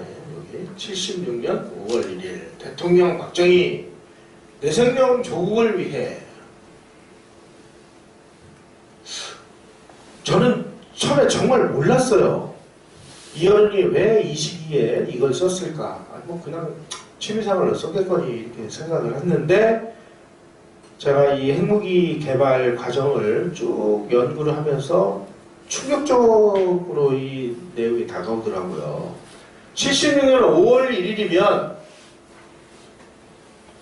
박정희는 야 지금 북한은 핵무기를 개발한다고 그러지. 저 뭐 미국은 툭하면은 뭐 주한미군 철수한다고 그러지. 니네 나라는 니네가 지키라고 하지. 야 이거 어쩌고저쩌고냐. 거기다가 1970 몇 년 베트남은 멸망을 해가지고 공산화 됐지. 캄보디아 저 모양 됐지. 이거 우리도 이거 뭘 어떻게 해야 되느냐. 한참 고민하면서 핵 개발을 다시 시작해야 되는 거 아니냐라고 아마 결심을 하던 그 무렵인 것 같습니다. 왜냐면 요 글씨를 쓴 지 5개월 후에 그 재처리 시설도 국산화해라. 그 다음에 시험용 원자로도 독자 개발해라 하는 명령을 내리거든요. 어쩌면 이 여론은 자기 목숨을 담보로 핵 개발을 다시 지시를 한 게 아닌가. 저는 그렇게 생각을 합니다. 자, 요즘에 김재규가 뭐 유신의 심장을 쐈대요. 민주화에 투사래요. 그러면 김재규가 쏜 게 유신의 심장을 쏜 거예요? 아니면 대한민국의 안보를 지키는 핵 개발의 심장을 쏜 거예요?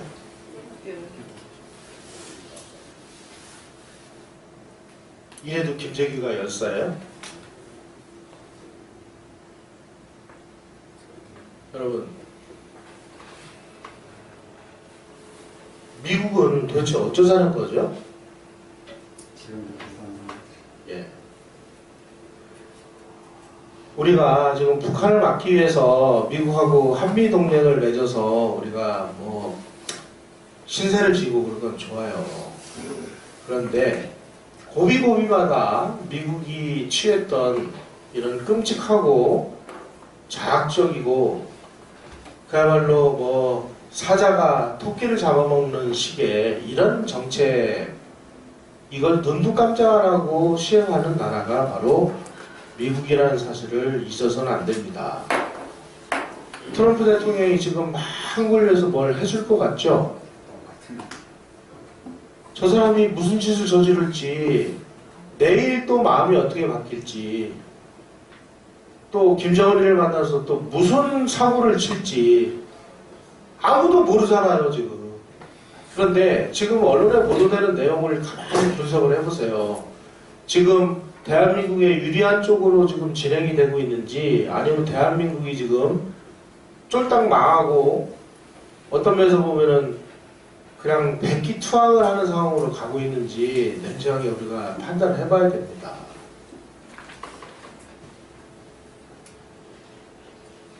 이런 거 보면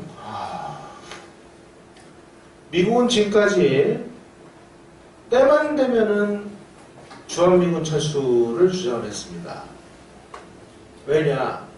미국의 정책에는 그 두 가지 큰 그 갈래와 흐름이 있습니다. 미국의 입장에서 볼 때 자기네들의 사활적인 이익이 걸린 나라는 미안한 얘기지만 한국이 아닙니다. 일본입니다. 그래서 총력을 다해서 일본은 지켜야 되는 나라입니다. 그런데 이 미국의 사활적이 걸려있는 일본을 보호하기 위해서 일본에 주둔하고 있는 주일미군만 가지고도 충분히 지킬 수 있다라고 생각하는 사람들이 있고, 야, 이것만 가지고는 좀 위험해. 그러니까 방공의 전초기지로 남한의 중요성이 굉장히 필요해 라고 생각하는 그룹이 또 있습니다. 그래서 일본만 가지고도 충분해 라는 사람이 집권을 하면 계속 주한미군 철수 얘기가 나와요. 그런데 레이건이라든지 이런 사람처럼 야, 무슨 소리야, 한국에 전초기지가 있어야 일본을 더 안전하게 지킬 수 있을 거 아니야, 그러니까 주한미군 강화해, 이런 사람들이 나오면 또 주한미군은 그냥 그런 대로 흘러가요. 근데 지금 야, 이거는 좀 이해를 못하겠는 게, 아니 돈 문제 가지고 뭐 하는데 돈 더 내. 아니 무슨 동맹이 돈 가지고 흥정하는 상황입니까? 그리고 그쪽에서 요구하는 게 막 대한민국이 막 망할 정도로 큰 돈을 요구하는 건 아니잖아요. 그걸 가지고 미국하고 뭐 또 티격태격하고 그런 걸 요구하는 미국이나 이런 걸 가지고 또 막 그 싸우는 이 사람들이나 도대체 뭘 어쩌자는 거예요 지금. 그러는 사이에 본질적인 문제인 북한 핵 문제는 어떻게 할 것인지 하는 것은 다 실종돼 버렸습니다. 그러면 북한 핵무기는 우리 앞으로 뭘로 막을 것입니까? 뭘로 막을까요 우리가? 박격포로 막아야 되나? 지금 우리나라 국방 예산을 들여다보면요, 지금도 박격포 사는데 막 몇조 원씩 씁니다. 지금 북한은 핵무기로 우리를 다 말려 죽이기로 다 이미 수소폭탄까지 만들어 놨는데, 우리는 이거 무슨 뭐 애들 음폭력을 하듯이 뭐 핵을 실은 미사일이 날라온 거 박격포로 쏴서 격추시킬 거예요? 지금 이런 일들이 벌어지고 있어요. 결국은 핵은 핵으로 막을 수밖에 없다 하는 것이 전 세계 이 핵전략 전문가들의 한결같은 결론입니다. 이제 우리는 뭐 핵폭탄에 맞아 죽거나 싸우기도 전에 항복하거나 이건 정말 우리가 선택해야 될 방법은 아니라고 보고요. 우리도 생존을 위해서 결국은 핵무장을 이제는 진지하게 생각을 해야 될 때가 왔는데, 이 청와대를 장악한 사람들은 우리 생각하고는 180도 다른 생각을 하는 사람들이니 이 사태를 어찌할 것이냐. 박정희는 왜 핵개발을 하려고 했고 어쩌다가 실패를 했고 그 교훈은 뭔지 무거운 그 의문을 가슴에 품고 오늘 밤부터 계속 한번 생각을 해보시기 바랍니다. 대체 이 나라를 어떻게 살릴 것인지. 참 막막합니다. 오늘 제가 준비한 강의는 여기까지고요. 그 질의응답을 하는 시간을 갖도록 하겠는데, 가급적이면은 제가 오늘 강의한 내용 안에서만 좀 질문을 해주십시오. 이게 뭐 주제가 너무 벗어나면.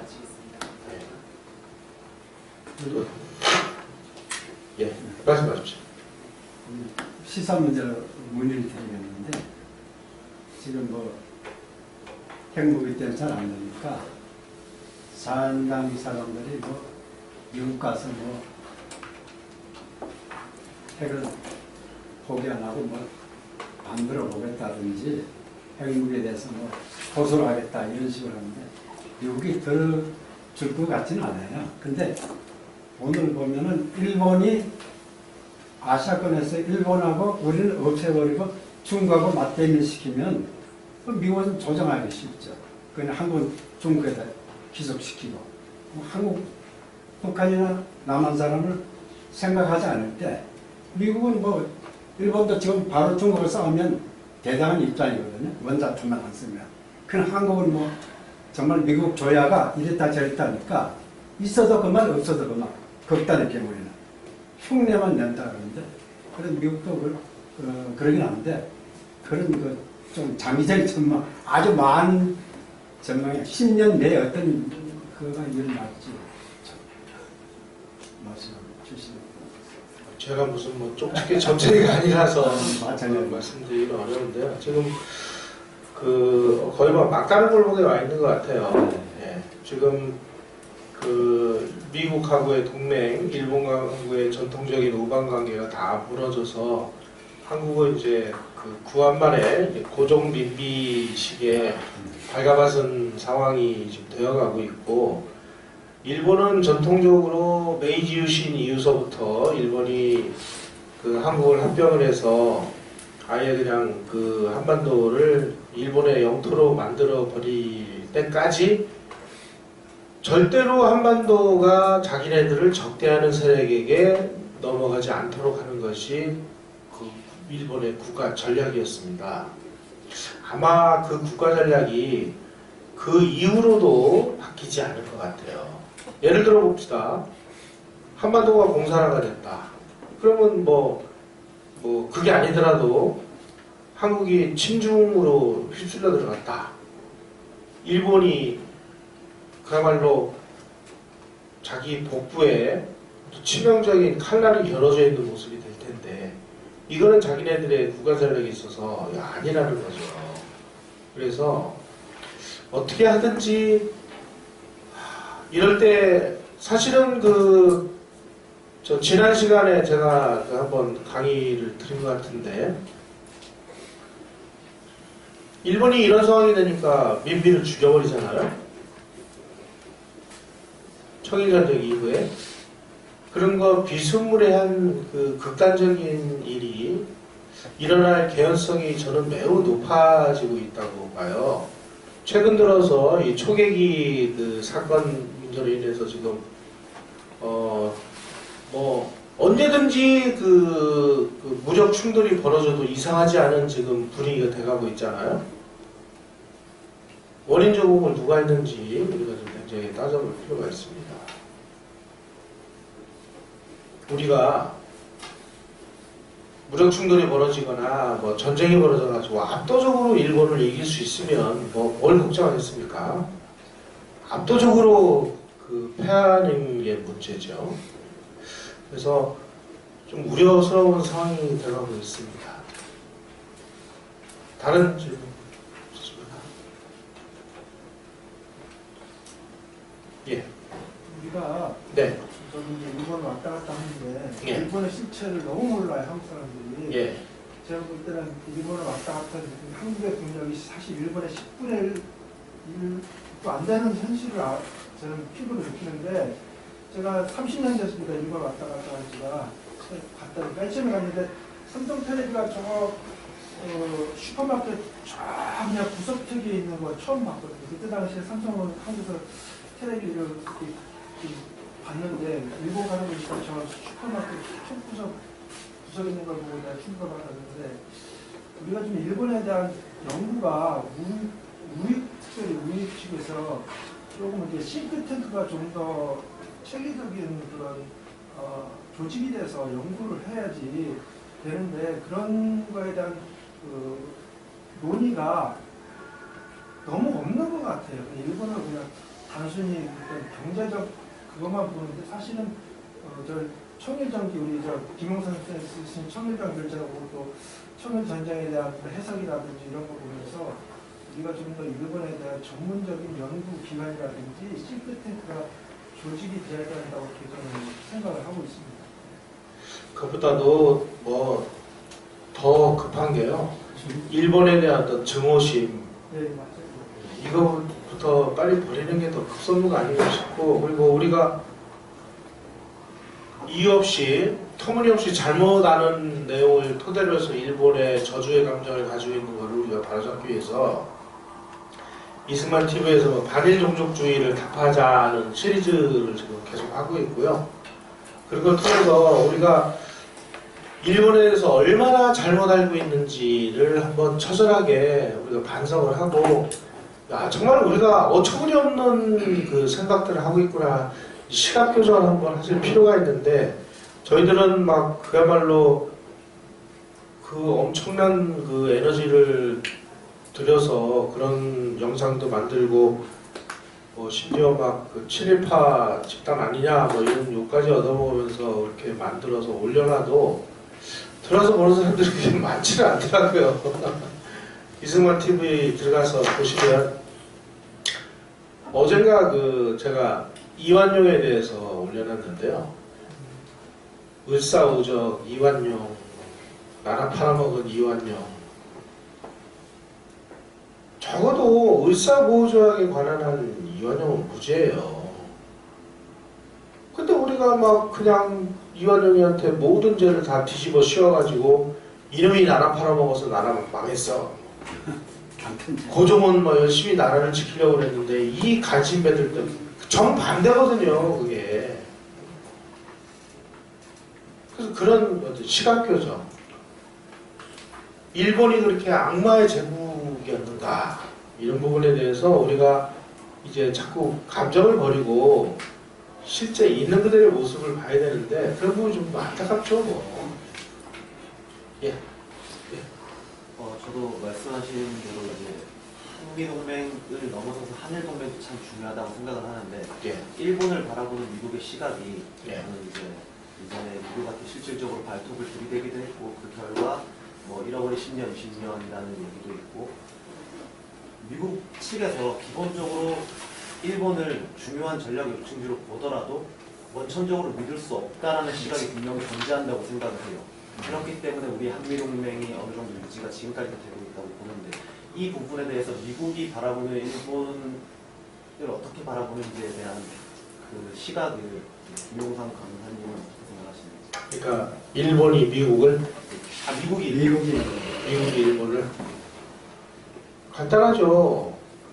1차 세계대전이 끝날 때까지만 해도 미국과 일본은 굉장히 우호적인 국가였습니다. 조선 이런 거는 그냥 하루아침에 내팽개치고 조선을 일본한테 넘겨주고 그 대신 필리핀은 손대지 마.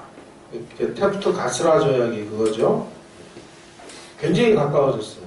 그런데 일본이 지난 시간에 그 강의 주제가 그거였는데요. 사실은 일본이 그렇게 잘 나갈 때는 세계사의 주류 세력인 미국, 영국하고 동맹을 맺어서 세계적인 강국의 관전에 올랐는데, 그래서 1차 세계대전이 끝나고 자기네들이 간이 배 밖으로 나온 거예요. 아, 우리도 열강 한번 해보자. 그러면서 영국하고 일본하고 계속 트러블이 일어나고 외교관계가 악화되면서 영일동맹이 끊어지고, 그리고 일본은 독일하고 이태리하고 추축국 동맹을 맺어가지고 결국은 패권에 도전하는 세력이 돼서 미국하고 전쟁이 일어나서 원자탄 맞고 망하고, 망한 다음에 아주 처절하게 두들겨 부셔가지고 농업국가를 만들려고 했는데 한국에서 전쟁이 일어나가지고 다시 공업을 이제 살려줘서 지금까지 왔습니다. 지금 우리가 그 일본에 대해서 너무 막 과대평가하고 있는 부분들도 없지 않아 있는데요. 일본은 이렇게 생각하시면 돼요. 1894년 청일전쟁이 일어난 다음에 1945년 원자폭탄 맞을 때까지 거의 60년을 맨 전쟁만 하다가 망한 나라거든요. 그러니까 아주 막 이 군대, 군부 이런 거 아주 치를 떠는 나라입니다. 미국이 그런 거 잘 알고 있어요. 하지만 미국이 혼자서 중국하고 뭐 하고 이러기에는 미국도 힘에 붙이고 그러니까 일본 니네도 우리한테 말 잘 들을 거야 안 들을 거야 이 자식들 잘 듣겠습니다. 그리고 신방위 협정을 새로 맺었지 않습니까? 그거 보면은요, 이제는 한국은 없어도 충분히 그 일본하고 그 연합 관계가 잘 형성이 되도록 돼 있어요. 한국이 뭐 한미일 동맹이었는데 동맹에서 떨어져 나가면은 뭐 미국도 타격이 크겠죠.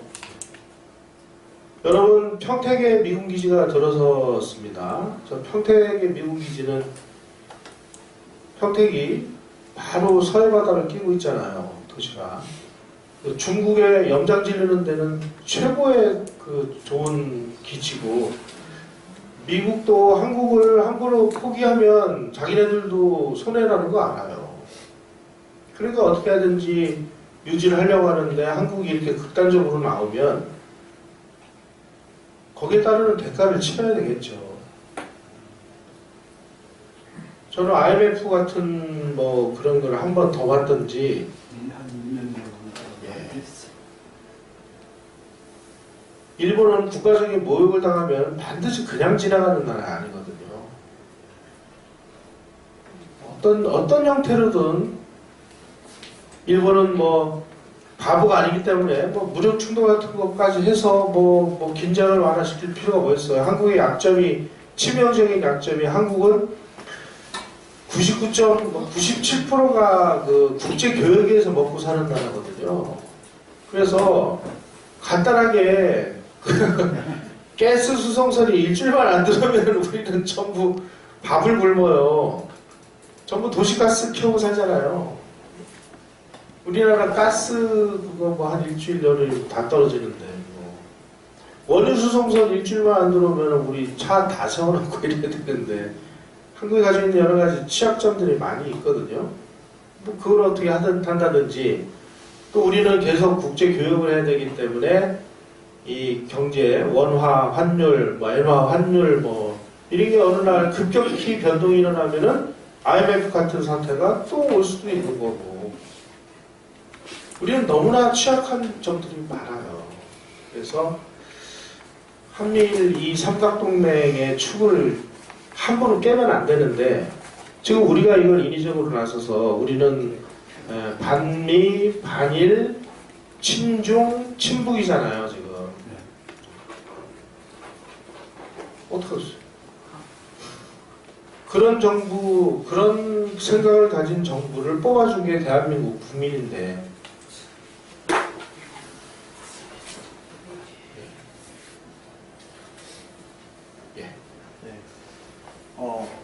제가 알기로는 1960년부터 80년대 초까지, 아니 90년대 초까지도 이제 소련하고 미군하고 냉전 시기였잖아요. 예, 근데 그 당시에 이제 미국 어린 아이들이 보는 만화 영화를 보더라 하더라도 소련과 중국에서 공산당 쪽에서 그 핵무기를 개발해서 이제 미국을 침공한다는 내용의 그런 약간 공포스러운 분위기가 미국에서 많이 일고 있었거든요. 근데 한국에서 첩보단들이 이제 조사한 그 내용에 의하면은 박정희가 핵 개발을 마치면 북한에 선제 공격을 한다라는 그런 주제의 내용이 좀 있더라고요. 근데 이제 그렇게 되면은 한국의 동맹국인 미국까지 북한을 이제 감싸고 있는 소련이나 이런 것 때문에 3차 대전이 일어날 수 있는 그런 가능성을 미국에서 좀 이제 많이 이제 그걸 본 것 같아요. 그래서 이제 박정희 핵 개발을 방해했다는 설에 대해서는 어떻게 생각하십니까?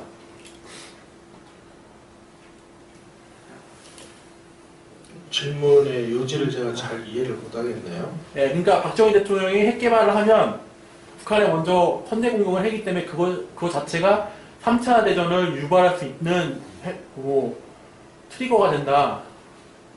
그러다는 그런 설에 대해서요. 어떻게 생각하시는지 좀 궁금합니다. 글쎄, 그런 얘기를 하려면 네. 그런 거에 대한 어떤 근거를 가지고 얘기를 해야 되는데, 네.